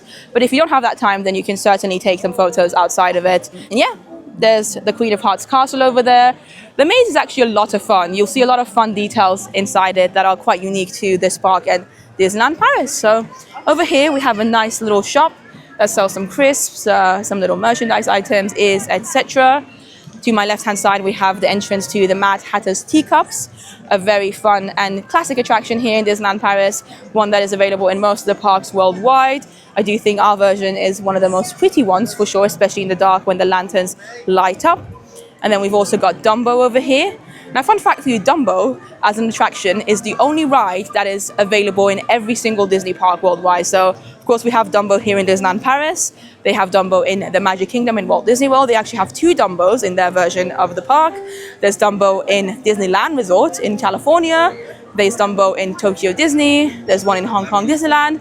And even Shanghai has it. And the version in Shanghai Disneyland is actually in front of the castle, so it's quite unique. But the ride mechanism itself is the same as the one we have in Disneyland Paris. So yeah, another fun fact for you here. I do really enjoy Dumbo, and I like the fact that you can experience it in every single Disney park. We are going to carry on making our way this way because there's still some things to show you in this section of Fantasyland. Obviously, we're going past the teacups again. Really fun ride, but not one that I do regularly, to be honest, because I don't like spinning attractions. So yeah, makes me feel a little bit dizzy personally. So yeah, we're going to get back now to Alice's Curious Labyrinth and carry on to the right-hand side, where shortly you will find one of my favorite attractions in the park, but there's also a few bits and bobs to see on the way there. For instance, over here we've got the March Hare, which at the moment doesn't look to be open. Maybe it is, I'm not sure. But this is a snack cart. Oh, look at this. Look at the theming. I do love how beautiful Disneyland Paris looks. Truly the most beautiful of the Disney parks, the castle parks, in my opinion.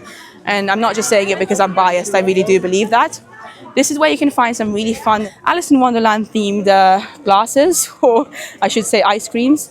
At the moment, because we're in January, it's the cold time of year, they don't have it open. But yeah, generally speaking, if you visit here during the warmer months, this snack cart can be very busy. Expect some very long queues. Everybody wants those fun-looking ice creams.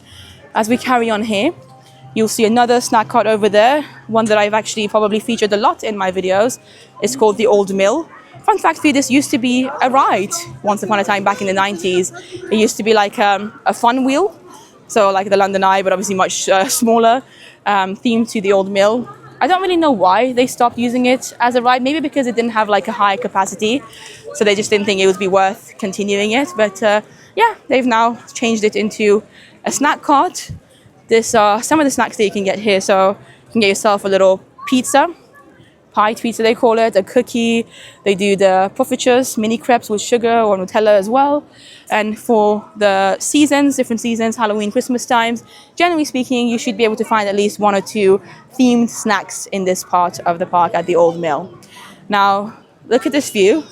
You can see the top of the castle again. You can see the teacups looking wonderful. I do love this part of the park. I really enjoy it. But yeah, another section of the park and Fantasyland specifically that not everybody realizes exists. And that's because actually it's only really open until 17 o'clock generally. So just bear that in mind. But this area of the park has 2 rides that, in my opinion, can be quite underrated, especially if you have little ones with you. If you have kids, then make sure you actually come to this part of the park as well. Don't just stop by at the main area of Fantasyland. The continuation of Fantasyland over here offers 2 attractions, like I said, and both of them are appropriate for children. The first one you may have already seen a glimpse of with the boat over there. It's a boat ride, so if you like the likes of It's a Small World, Pirates, or if you just want a very nice, relaxing, just ride on a boat where you get to see some cool fairy tales, then I would highly recommend you doing this attraction here, Le Pays de Contes de Fées, which is the fairy tale boat ride here in Disneyland Paris. It very rarely gets long queues, to be honest. As you can see, currently only at a 5-minute wait. So typically, this is actually my recommendations on busier days. If everything seems to be extremely long wait times, then just come here and have a bit of a break here on this attraction. It's a nice sit down. It's a beautiful ride. It's not like a must do. If you only have one day in the parks, I wouldn't recommend you doing this. But if you're here for longer and if you just want a bit of a break from the more popular rides, then this can be a nice ride to do, especially for children, like I said, because it's very child friendly. It's not overly stimulating. It's a nice boat ride at the end of the day, and it's very low in danger in terms of things that children might not enjoy, if that makes sense. It's not like Phantom Manor, where some kids might not like it. Even It's a Small World, which we're going to get to later on, some people might not enjoy all that singing and all the dolls. Whereas the boat ride here, Pays de Contes de Fées, it's literally just like a boat ride that gives you some tiny scenes, miniature scenes of different movies, Disney movies.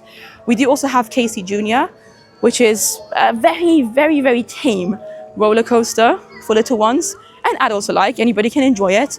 As you can see, this ride also only currently has a 5-minute wait. So the 2 attractions in this area of the park are definitely worth doing on busy days. Not everybody comes this far into the park. And so again, like I said, if you want a bit of a break from all the more popular rides, definitely come by here. And Casey Jr., if you have little ones with you, could be a very fun first roller coaster. It could be an introduction to what roller coasters are like for them all.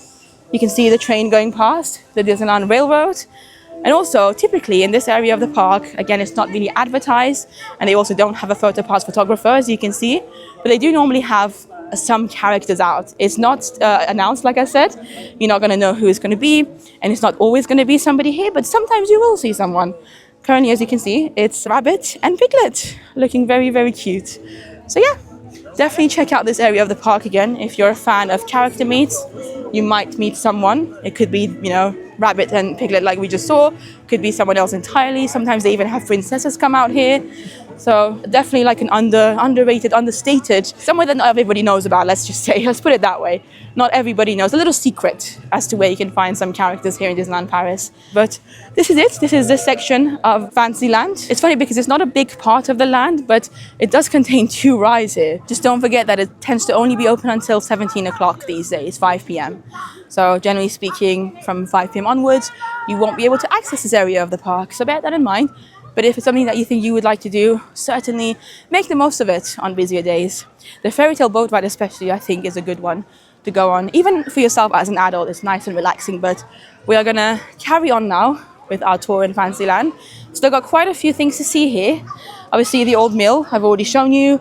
They do also have a smoking section just behind the old mill, and also some nice tables laid out there if you want to, you know, enjoy your snacks from the old mill.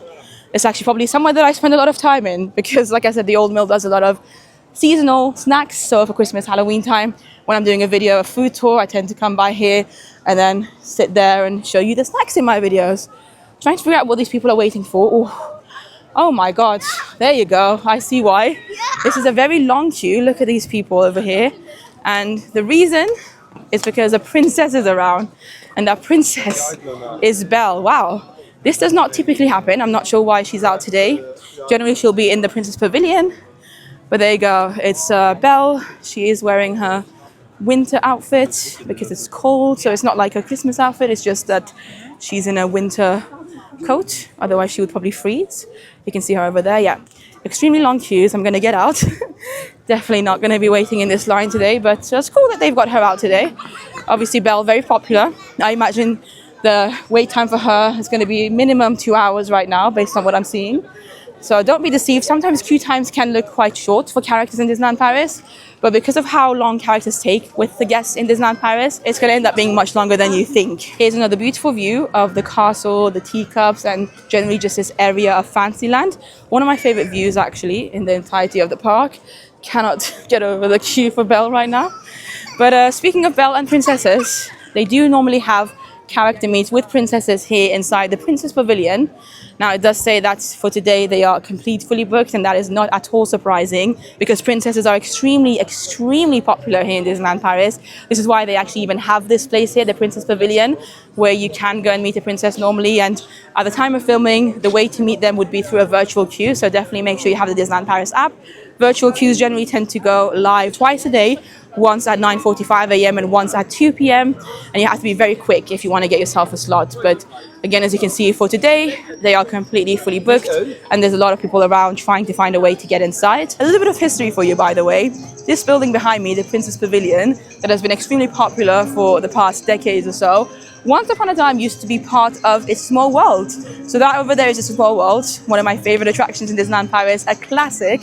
And back in the 90s, this section was connected to It's a Small World, and there was like an after show almost. After you finish It's a Small World, you would go through this building and get to see some cool dolls and it was like a little mini museum in a way about It's a Small World, which was very cool. But obviously I understand why they changed it and decided to make use of it and actually build another attraction with that building and make it into a Princess Pavilion. We are now getting to one of my least favorite parts of Fantasyland, just because this area can be very, very crowded. Don't get me wrong, it's beautiful, I love it, but the fact that they have these little chalets on, these food stands, makes it extremely popular and also sometimes very difficult to walk through, because obviously a lot of people want to get the snacks from here. It's not overly, wide, this area, and so yeah, traffic control can be quite difficult to get through. But I do like these snack carts. One of my favorites, well, let's have a look. This one does galettes and pancakes. The duck galette, I would say, is very, very nice. But my personal favorite is the one that does the raclette sandwich, which I believe is this one. Oh, I can smell the cheese already. Yeah, there you go. You can get yourself a raclette cheese and cured ham sandwich for €7, or a reblochon cheese tartiflette, both of which I would highly recommend. I low-key want one now, but we do still have this tour to film, so we're going to carry on. And as you can see, they have plenty of other chalets as well. So different snacks, they can get yourself your strawberries with chocolate, Nutella, you can get crepes over there, waffles. They do some sweets over there, candied apples. There's a lot going on. So depending on your taste, you should be able to find something in this area of Fantasyland. It's also worth noting that these food stands / chalets are not permanent. So whilst for the past couple of years, Disneyland Paris has opted to leave them out for a long, long time, so you might find that at some times of the year, they're not going to be around. So don't expect to see them, but they are generally here. Now, in front of me over here, we've got, as I mentioned, one of my personal favorite attractions in Disneyland Paris, which is It's a Small World. Classic ride here. One that exists in most Disney parks worldwide. I believe the only park that doesn't have it is actually Shanghai Disneyland, but every other Disney park, Castle Disney park does include an It's a Small World. And personally, I think our version here in Disneyland Paris is one of the most beautiful ones. I mean, look at the facade of it just now. With the colors, the pastel colors, with the moon and the sun, the blues, the pinks, the purples. It just looks absolutely stunning. And in my opinion, you cannot visit Disneyland Paris without going on It's a Small World at least once during your trip. I have a lot of amazing childhood memories from going on it when I was younger. My mom used to enjoy it. She still loves it. I think it's actually probably still one of her favorite rides in Disney parks worldwide. And so it's very nostalgic for me. And honestly, it's a ride that I think most people can enjoy. So just go in there. Don't be critical about it. Just go and enjoy it, right? It's all about friendship and the world coming together and the fact that it is a small world. And no matter where you're from, what culture you have, we should all be nice to each other. So it's a really lovely message. And yeah, I do really enjoy it. Oh, hello! How are you? Yeah, we are now getting to, I suppose, the last part of Fantasyland, although I do still have a few bits to show you right next to the castle. So Fantasyland actually has probably the most amount of attractions in Disneyland Park. So I'm going to show you this area of it first, and then we're going to head back by the castle so that I can show you some of the other attractions that we haven't seen yet in Fantasyland. But as you can see over here, currently we have a couple of characters meeting. It seems to be Tigger and Eeyore. Pretty cool, actually, that if you're visiting the parks today, 16th of February, you should be able to meet a lot of the Winnie the Pooh characters throughout the park. Obviously, Winnie the Pooh has his permanent meet and greet area at the top of Main Street. We showed him earlier in the day. We got to see Rabbit and Piglet in the other section of Fantasyland, and here we've got Eeyore and Tigger. Very cool, and their queue time looks, again, fairly long. I would say this wait time is going to be at least 45 minutes, if not longer. Now, on the opposite side here, we have another quick service restaurant. This one is called Pizzeria Bella Notte. And this is probably one of the most popular quick service restaurants that you will find in Disneyland Paris. And because of that, it's one that I very rarely eat at. Like I try my best to avoid it.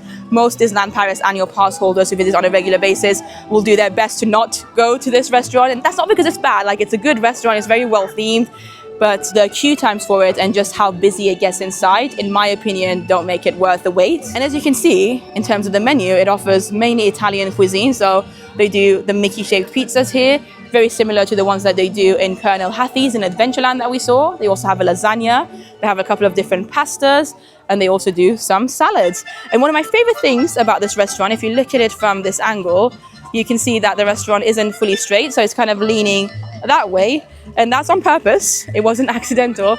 It's kind of meant to, you know, be a reference to the Leaning Tower of Pisa in Italy, which I think is something that not everybody notices, but I think it's such a cool detail in Disneyland Paris. It's all about the secrets and details for me when I visit the Disney parks, and I do enjoy that in particular about this restaurant here. Now, if you like pizza, if you like Italian cuisine, if you want to try a Mickey-shaped pizza when you visit Disneyland Paris, then if you don't want to wait too long for Pizzeria Bella Notte, I would recommend just going to Colonel Hattie's in Adventureland. You will get the exact same pizza in a much more quiet and relaxing environment without having to wait that long. And like I said, this is the tip that almost any annual pass holder in Disneyland Paris would give you. Avoid Pizzeria Bella Notte, go to Colonel Hattie's or any of the other quick service restaurants, but Colonel Hattie's specifically if you really want that Mickey-shaped pizza. Now, to my right-hand side over here, we have toilets. As you can see, these generally can get quite busy actually, because a lot of people tend to walk through here when they're visiting Fantasyland. But we are actually now officially leaving Fantasyland.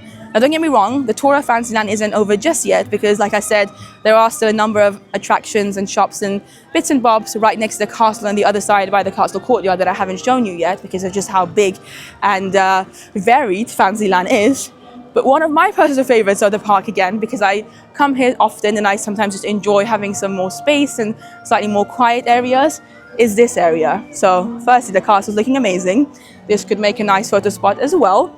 But also, as you can see, this area is so vast and huge that even on very busy days, you should be able to find space to breathe. So it's not going to be overwhelming for you.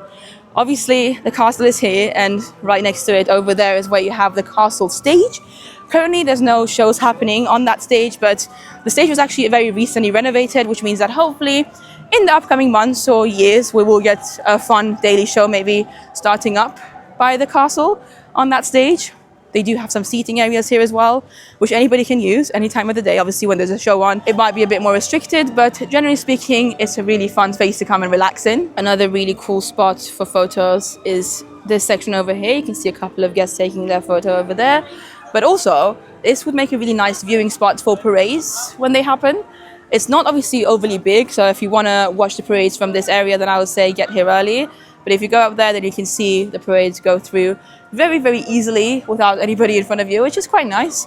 They have some more seats over here by the castle stage, which is wonderful. And then to my left-hand side, this is actually what used to be the annual pass offices.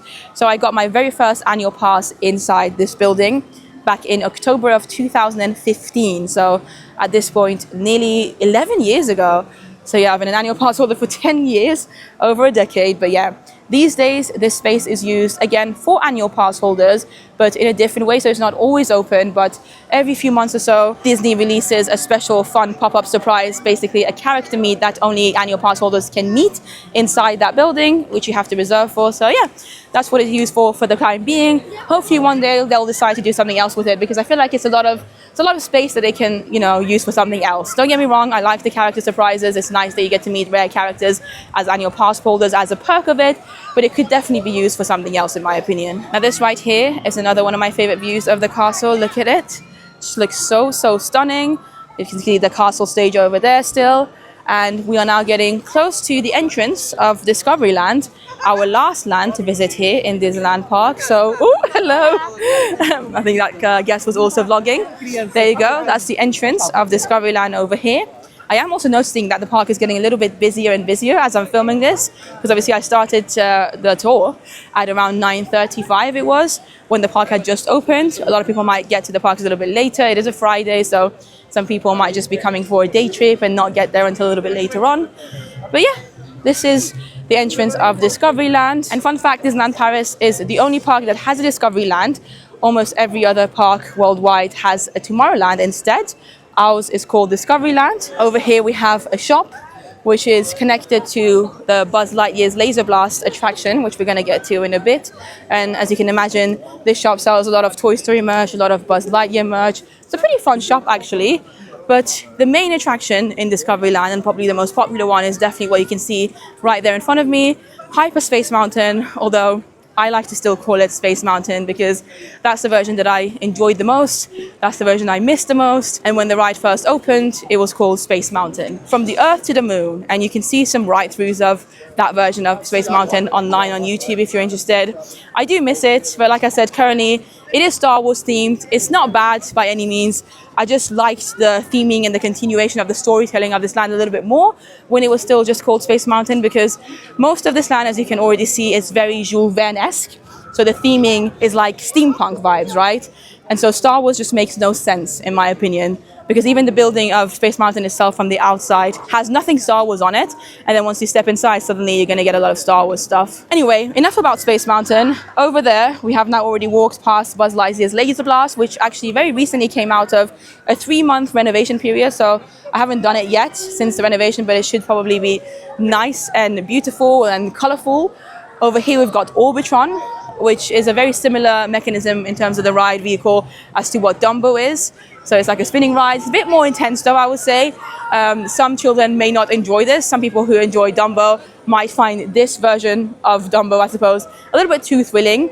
You can feel almost like you're falling out of it at times, but it's a very fun ride actually. I would say if you're an adult, don't underestimate this ride. It can be quite fun to do. And then over here, underneath that building over there, you will see Autopia. Autopia is another pretty popular attraction here in Disneyland Paris, and one that a lot of the Disney theme parks do have. And it's an opportunity for children, little ones, to feel like they're driving. So it's basically like a car attraction. You get to drive a car. Again, it's not specific to children. Adults are allowed to ride them as well. In fact, as far as I know, there isn't a single ride in Disneyland Paris that is just for children. Because what Walt Disney wanted when he created the original Disney park, Disneyland in California, was a space for parents and children to be able to have fun together. And so that continues to the parks here as well in Europe, obviously, Asia, etc. Every single ride, every single experience is something that both children and adults can do. Although in recent years, in Disney World, we've seen a number of experiences and bars and restaurants open that are actually adults only. So that's something that is potentially worth discussing as well. Anyway, over here we've got Videopolis, which is a very, very cool facade. Like, look at that. Now, inside this building, you will find a quick service restaurant, which is called Cafe Hyperion. Possibly one of my least favorite restaurants to eat at here in Disneyland Paris, although I do tend to frequent it quite often actually, because at Cafe Hyperion you will generally find seasonal options as well. So for the Halloween season, Christmas season, they generally bring out a seasonal special burger. But the inside of this building is fun, even if you don't want to eat at the quick service restaurant. It's got like a nice seating area. They play some cartoons, so you can sit back, relax a little bit. Just go there if you want a bit of a break again from the hustle and bustle of the park. We are now making our way towards the back of Space Mountain / Hyperspace Mountain. And then to the continuation of Videopolis, you do have the Videopolis Theatre, which isn't always used, but for the Christmas season, this is where you will find Let's Sing Christmas, a very fun, festive show. Generally speaking, though, the theatre is not used for much. On some weekends, they might have like a choir come and sing. But like I said, overall, it's just like a theatre, a quiet space. Well, not always quiet, but a place for you to go and sit down and watch some Disney cartoons, which is nice. You'll also find some toilets over there. So if you need some toilets in the Discoveryland, this is where you will find them. This is the Premier Access queue for Hyperspace Mountain. So if you've paid to skip the line, this is where you need to come. And then carrying on, in front of me, we've got Starport, which is where you can meet a Star Wars character. Generally speaking, it's Darth Vader, although I have seen a number of different Star Wars characters in there. It does depend. Sometimes it's a virtual queue, sometimes you can queue regularly. So again, definitely worth checking the app for the information that you need. If you're a Star Wars fan, probably worth doing. And then right next to it over here, we've got Star Tours, another Star Wars-esque attraction, currently at a 10-minute wait.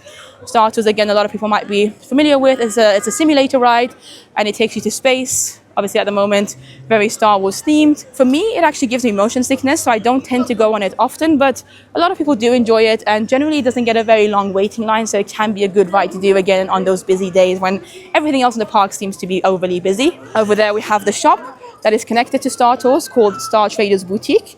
Inside it, as you can imagine, you will find a lot of Star Wars themed merchandise. It's a shop that I don't tend to visit often because I'm just personally not a big Star Wars fan. But if you are, definitely make sure you visit that shop. It's probably the best place for you to find as many Star Wars merchandise items as possible. There you go. This is the back of Hyperspace Mountain. And here we've got the Discoveryland station. Again, like I mentioned, with the Main Street train station that we saw earlier, every single land is technically meant to have a station. Not all of the stations do operate at the time of filming this, unfortunately, but they do exist. So you will see the train go past from time to time. And then in this corner over here, underneath the station, every now and again you might see a character, Star Wars themed character. I have met, I think, Grogu there once before, Mandalorian, etc.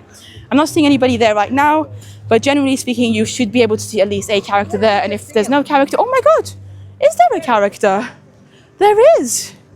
There you go. I think that's the Mandalorian. Please do correct me if I'm wrong. My Star Wars knowledge is very, very limited. So yeah. Cool that we got to see another character here. But yeah, if there's no character, sometimes they use the space to do some magic shots. So if you have a photo pass, then every now and again you'll find some photographers around the park that will do some magic shots for you. And that means that you will get to get a photo of yourself with a character, you know, almost like superimposed on it. You also have the Zoetrope over there, which is quite cute. And then this queue over here is for Philhar Magic, one of my favorite attractions to do in Disneyland Paris, which is not unique to this park, but I do really enjoy it. Again, it's a good attraction to do when the rest of the parks seem overly busy. It happens multiple times a day, and it's basically a show where you get to see Mickey. Look at that, with his orchestra. Donald is there. A lot of classic Disney characters from the 90s are actually involved in this theater, or Philhar Magic, I should say.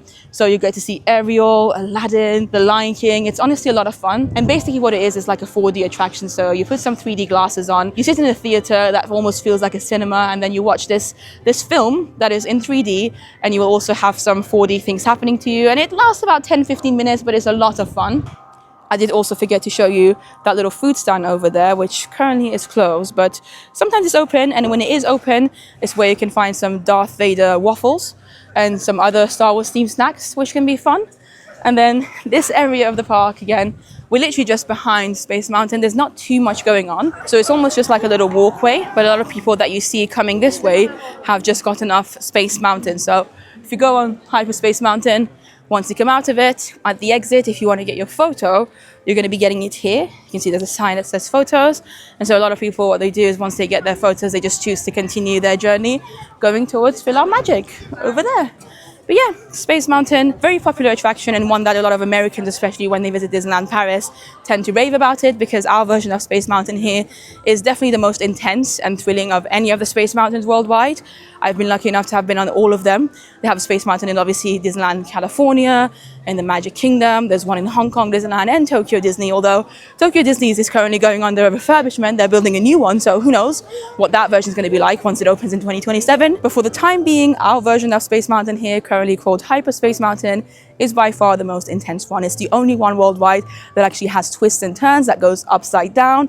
It's the fastest. It's the most thrilling one. It also can be probably the most painful one. If you're prone to motion sickness, if you get a headache, etc., then it's probably most likely that you're going to get one after going on Space Mountain here in Disneyland Paris, rather than the likes of Hong Kong Disneyland, for instance. But there you go. That is Space Mountain over there. You can see the entrance of it over there, the launch, which is very, very cool. I do think we have such an amazing building for Space Mountain. Again, I just wish that inside of it made sense. Don't get me wrong, I don't think it's a bad attraction as Hyperspace Mountain. I just don't like how it doesn't connect to the exterior of it. So I would like it to go back to Space Mountain. The original version, ideally, or even Mission 2, would be better than the Star Wars version, in my opinion. And then over here, we've got a walkthrough attraction, which that's not actually the entrance of it. The entrance would be just over here. It's called The Mysteries of the Nautilus. Not a lot of people realize it's even here, but if you're a big fan of the Nautilus, if you enjoy a good walkthrough attraction with a lot of details, especially on a day when everything else again is very busy, walkthrough attractions generally don't get a lot of queues, so it can be a fun thing to do so that you feel like you're still doing something, you're not wasting time. Otherwise, I wouldn't say it's something that you should prioritize, but yeah, currently, as you can see, it's a 0-minute wait, Nautilus. And again, like I said, it's a walkthrough attraction. Probably will take you about 10-15 minutes to get through it. And yeah, very, very cool, right? Oh, you can hear the screams of people. The coaster just launched over there. But yeah, this is basically it for Discoveryland. It's, I think, in my opinion, the smallest of the lands here in Disneyland Paris. The queue you're seeing there is still for Autopia, the car driving attraction here in Disneyland Paris.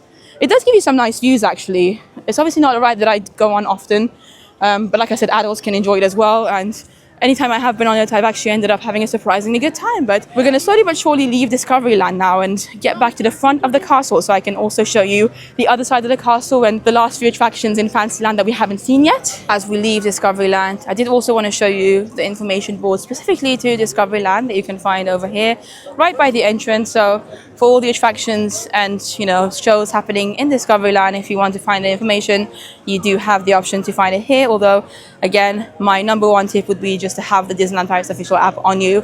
It's the best way to make sure that everything is as accurate as possible, that you're updated with everything, and it means you don't have to constantly look for information boards around the park. I do really enjoy this feature here at the entrance of Discoveryland.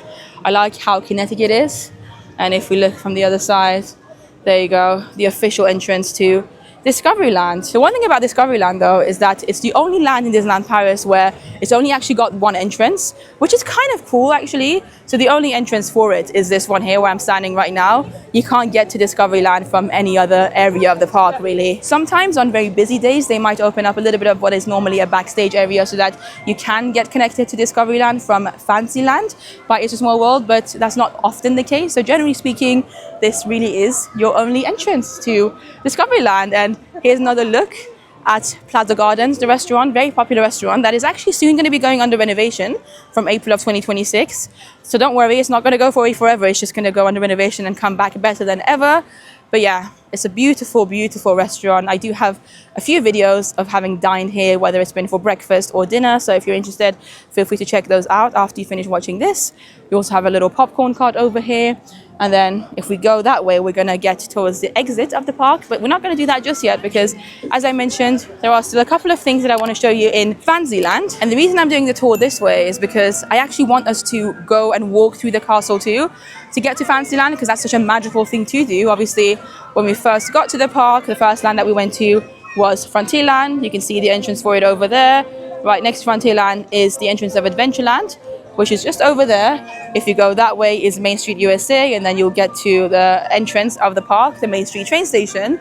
But the castle is definitely the centerpiece of the park. It's the most magical part of the park. It's the most photographed part of the park for sure. And you see a lot of people getting their photos in front of it. And so I would argue that can you even come to Disneyland Paris and not walk through the castle at least once during your trip? So hello.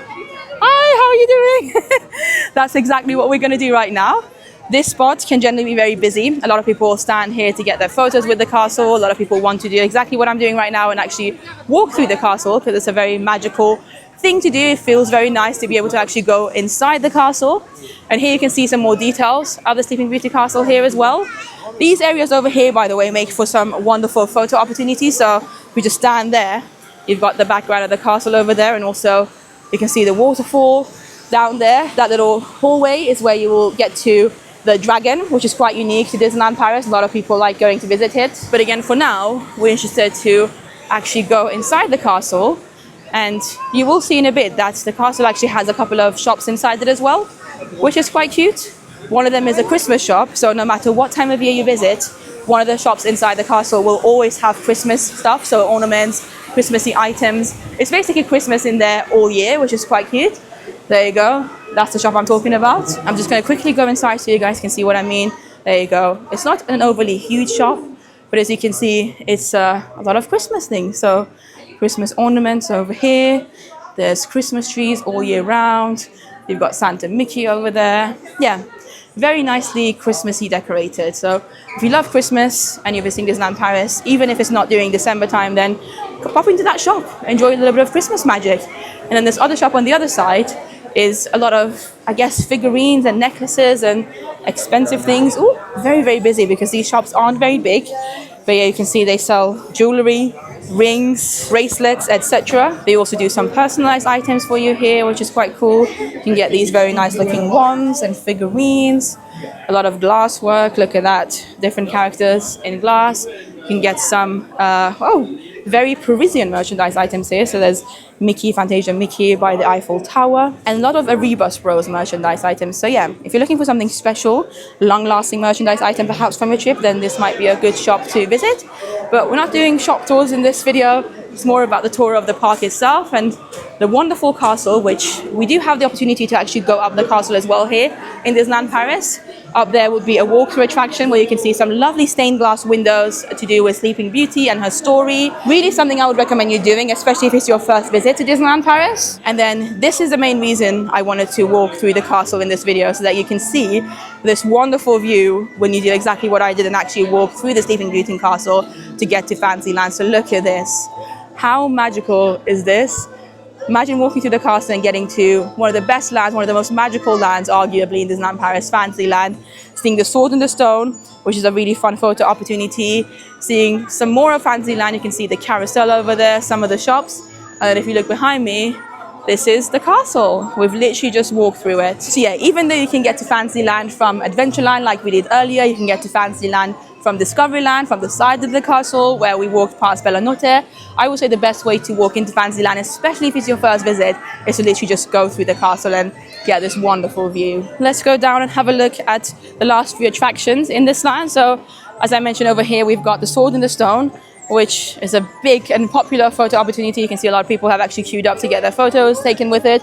And you can obviously also try to get it out as well. It's not as big of a thing as it is in the US park. So from what I see in the US Disney parks, especially in the Magic Kingdom, the opportunity to actually get the sword out is a lot more frequent than it is here in Disneyland Paris. Although it's not unheard of in Disneyland Paris for you to actually be able to get the sword out as well. It just depends on the day and how lucky you are. Over here we've got one of the many shops here in Disneyland Paris. This is actually one of my favorite shops, the Snow White shop. Inside it is so beautifully themed, so I would highly recommend you going in there. Even if you're not planning to buy anything, just go and visit the interior of the shop. It has so many cool details. And then right next to it, connected, we've got the Snow White attraction, which is a dark ride. It looks like it's currently a 15-minute wait, 1-5, which isn't too bad. And you can see the people waiting inside. So as I mentioned, it's a dark ride, Snow White and the Seven Dwarfs. And it's definitely not as popular as Peter Pan's Flight. It can also be quite scary for some people because a lot of the attraction is actually to do with the evil queen or the old hag. So bear that in mind when you take your children on it. One of my favorite details about this attraction, though, is the facade of it. So from time to time, and you can just see it happening right now, you might see the evil queen pop out just to overlook Fantasyland, you know, make sure that everything's okay. Anyway, right on the other side of the Snow White attraction, you have Auberge de Cendrillon, which is a table service restaurant. It's a princess character dining experience. Can be quite expensive, but also a great opportunity to meet multiple princesses at once without having to wait. So if you are happy to splurge a little bit, then it can be a fun experience, especially for little ones who love princesses. Right next to it, we have a face painting section. As you can see, some cast members are currently doing some face painting. So yeah, that's where you can find that. We've also got the Carousel of Lancelot, which is the main carousel here in Disneyland Paris over here, and the centerpiece of Fantasyland. Very nice. Over there, currently under refurbishment, is Pinocchio, another dark ride attraction, very similar to Snow White and Peter Pan's Flight. And it's actually still open. I am spotting the sign over there that says entrance, so people can still enter it. They're just doing some refurbishment on the exterior of it, I suppose. But yeah, Pinocchio, also a good attraction, but again, not as popular as Peter Pan's Flight. Over here we have some more shops. A lot of these shops in Fantasyland have such cool details to them. So again, I would highly recommend, if you're somebody like me who just enjoys details and theming, go inside the shops, have a look at the themings, look up, look everywhere around you. Notice all the fun elements of the shops. Even if you're not planning on doing any shopping, it can be a very fun thing to do. But yeah, we've got the carousel over here, and the rest of Fantasyland I feel like we have already covered more or less. Yeah, there you go. That's the teacups. You can see Alice's Curious Labyrinth all the way in the distance. You can see Dumbo over there. The only thing that I haven't shown you yet is Au Chalet de la Marionnette, which is the restaurant connected to Pinocchio's attraction, which is currently under refurbishment over there. Right next to it, you will find a quick service restaurant called the Chalet de la Marionnette. We did see the back of it in Adventureland. It's a restaurant that I don't frequent often. It's not one of my favorites personally, because it generally gets very busy because of its location. A lot of people see it straight away, especially people with families and children when they're going on Peter Pan's Flight and Pinocchio, etc., and they're looking for something to eat. A lot of them tend to just go to Au Chalet de la Marionnette. It's not bad, but not one that I would personally recommend, especially because of how busy it gets. But yeah, here's another quick look at Fantasyland here in Disneyland Paris. Personally, my second favorite land here in Disneyland Paris after Main Street. And I do count Main Street USA as a land. That's obviously my #1 favorite. Frontierland is amazing as well, but Fantasyland just has this nice charm about it, this magical feeling. It takes you back to your childhood.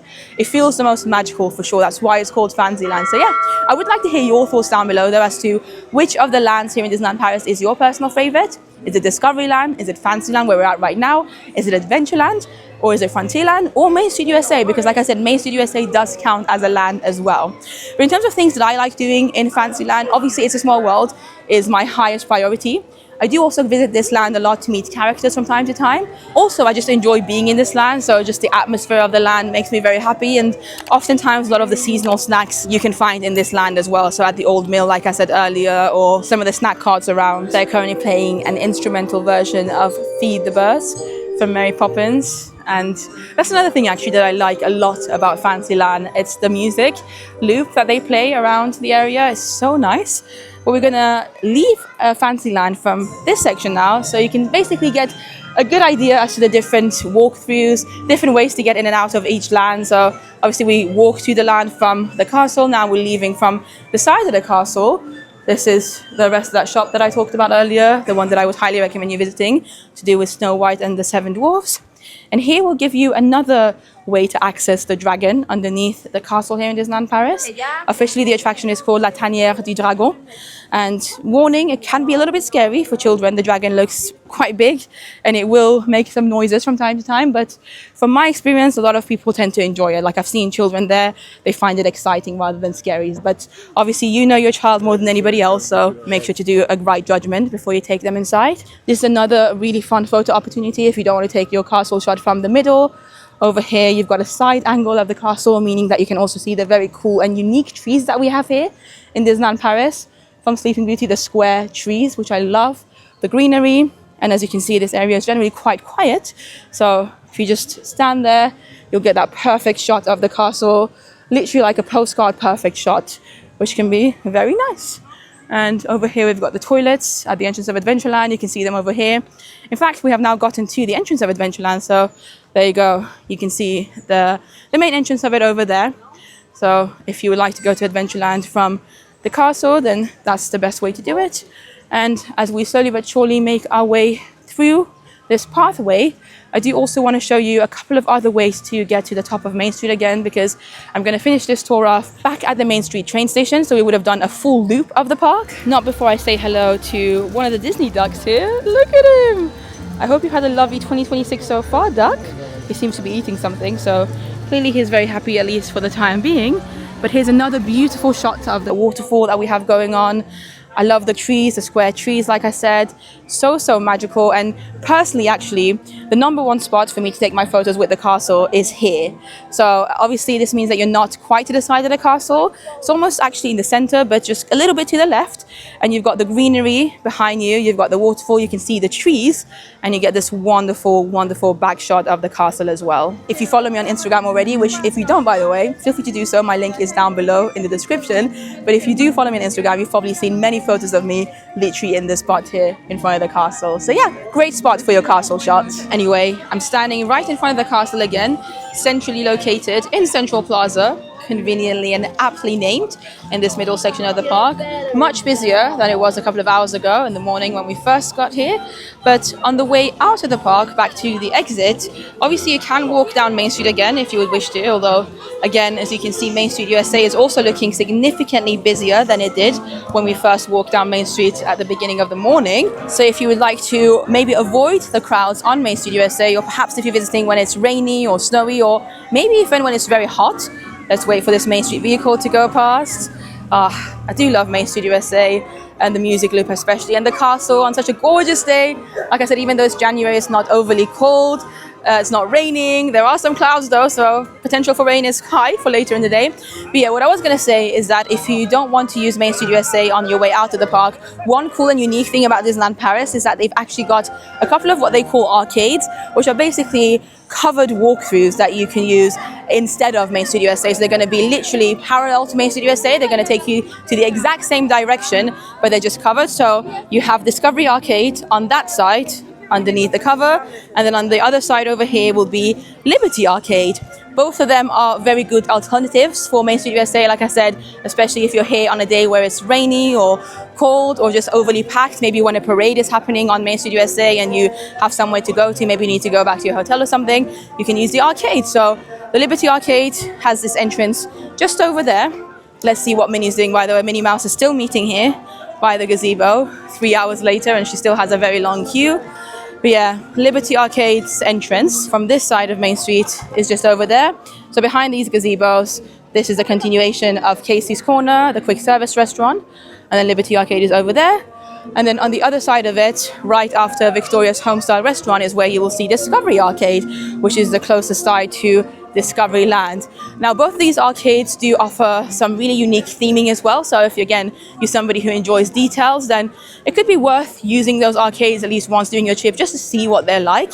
We're going to use Liberty Arcade because I think between the two, it's probably my favorite, because this arcade, the Liberty Arcade, actually has almost like, I want to say, a secret attraction inside it, which I'm going to quickly show you as well on the way in. So the seatings that you see here are all for Casey's Corner. Casey's Corner itself is quite a small restaurant. A lot of the seatings are outdoors or in the arcade over here. And this is what I mean about it being a covered walkthrough. So as you can see, it's covered. It's also very nice. I like the decor of it. It's also got connections to all the shops on Main Street USA. So the ones on this side of Main Street, you can still go to them from the arcade, which makes it so convenient. There you go, there's Disney & Co, you've got the Emporium, etc. And it's almost like a little mini museum. You've got some details over here, some props, some information, 1931, 1933, the statue is placed. Yeah, so because it's called the Liberty Arcade, a lot of it has to do with the Statue of Liberty in New York, and obviously there's a big connection with the Statue of Liberty and France as well, so it makes sense. And the secret attraction that I was talking to you about is actually just over here. So this is actually something that not a lot of people are aware of. Very, very few people go inside it. Even me, it took me several trips to Disneyland Paris before I finally was aware that this is actually a place that you can go to. So as you can see, this is all about the Statue of Liberty, and you are allowed to go inside it. It's a very, very small but fun secret attraction. Can be quite dark, but when you go inside, look at that. You've got this whole attraction about the history of the Statue of Liberty, and the Statue of Liberty is just over there. So cool, right? I'd love to hear in the comments down below if you've ever visited this part of Disneyland Paris before, and if you haven't, are you going to do it on your next trip?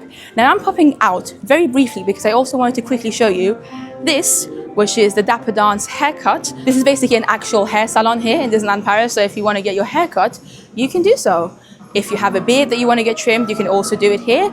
I've never used this, but it's so cool in my opinion that you've literally got a real haircut space in Disneyland Paris on Main Street USA. So this is in the corner area of Main Street USA. You can see Walt's the restaurant over there. And whilst we're here actually in this corner street, I did also want to take this opportunity to say that on the opposite side, where Market House Deli is where you can get your silhouettes. So customized silhouettes of yourself, your pet, your child, your family is something that a lot of the Disney parks do. And a couple of years ago, they returned to Disneyland Paris, and to get them, you can have them done over there. But yeah, let's head back into the Liberty Arcade now.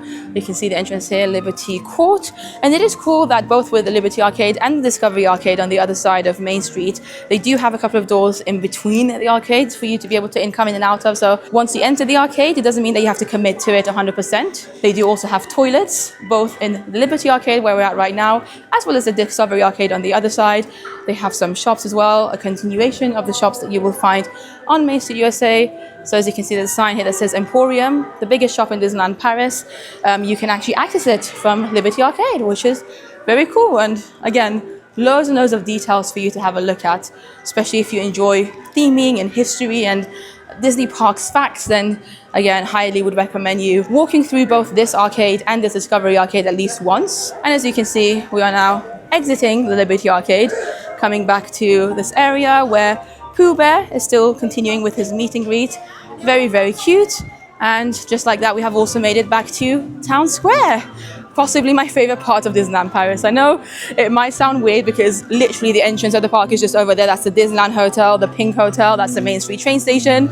but truly, on a lot of my visits to Disneyland Paris, I spend some time just here, just hanging around here by the gazebo, maybe sitting on one of those benches, enjoying the atmosphere. If I'm ever doing some work, for instance, if I'm, posting something on Instagram in the middle of my park day, then I might come here and sit on one of these chairs and just enjoy the atmosphere in Town Square here by the gazebo with a lovely view of the shops on Main Street, USA, sometimes the Main Street vehicles going past, there you go, and of course the castle itself. Look at that. What a wonderful view this is. Absolutely amazing. And just like that, we have come to the end of this full tour, complete tour of Disneyland Park in Disneyland Paris. In case you're interested, the time is 12:53, so almost 1 p.m. and we started off our journey at around, was it 9:40 a.m. So yeah, it's taken definitely a few hours to walk through the entire park, and it's not a small park by any means, so bear that in mind. If you're visiting Disneyland Paris, a lot of people find it surprising that they end up having more steps, like their step counts tends to be higher in Disneyland Paris than when they visit Walt Disney World, which is crazy because Walt Disney World has 4 parks, it's got 2 water parks, it's a world, it's much bigger overall than Disneyland Paris is. Look at that Mickey balloon over there. But something that I think people maybe forget is that in Walt Disney World, a lot of the times you're using buses, you're using transportation, there's boats, there's the Skyliner these days, there's the monorail, etc. Whereas Disneyland Paris is very much a walking adventure. You've got this park here, Disneyland Park, which is pretty big.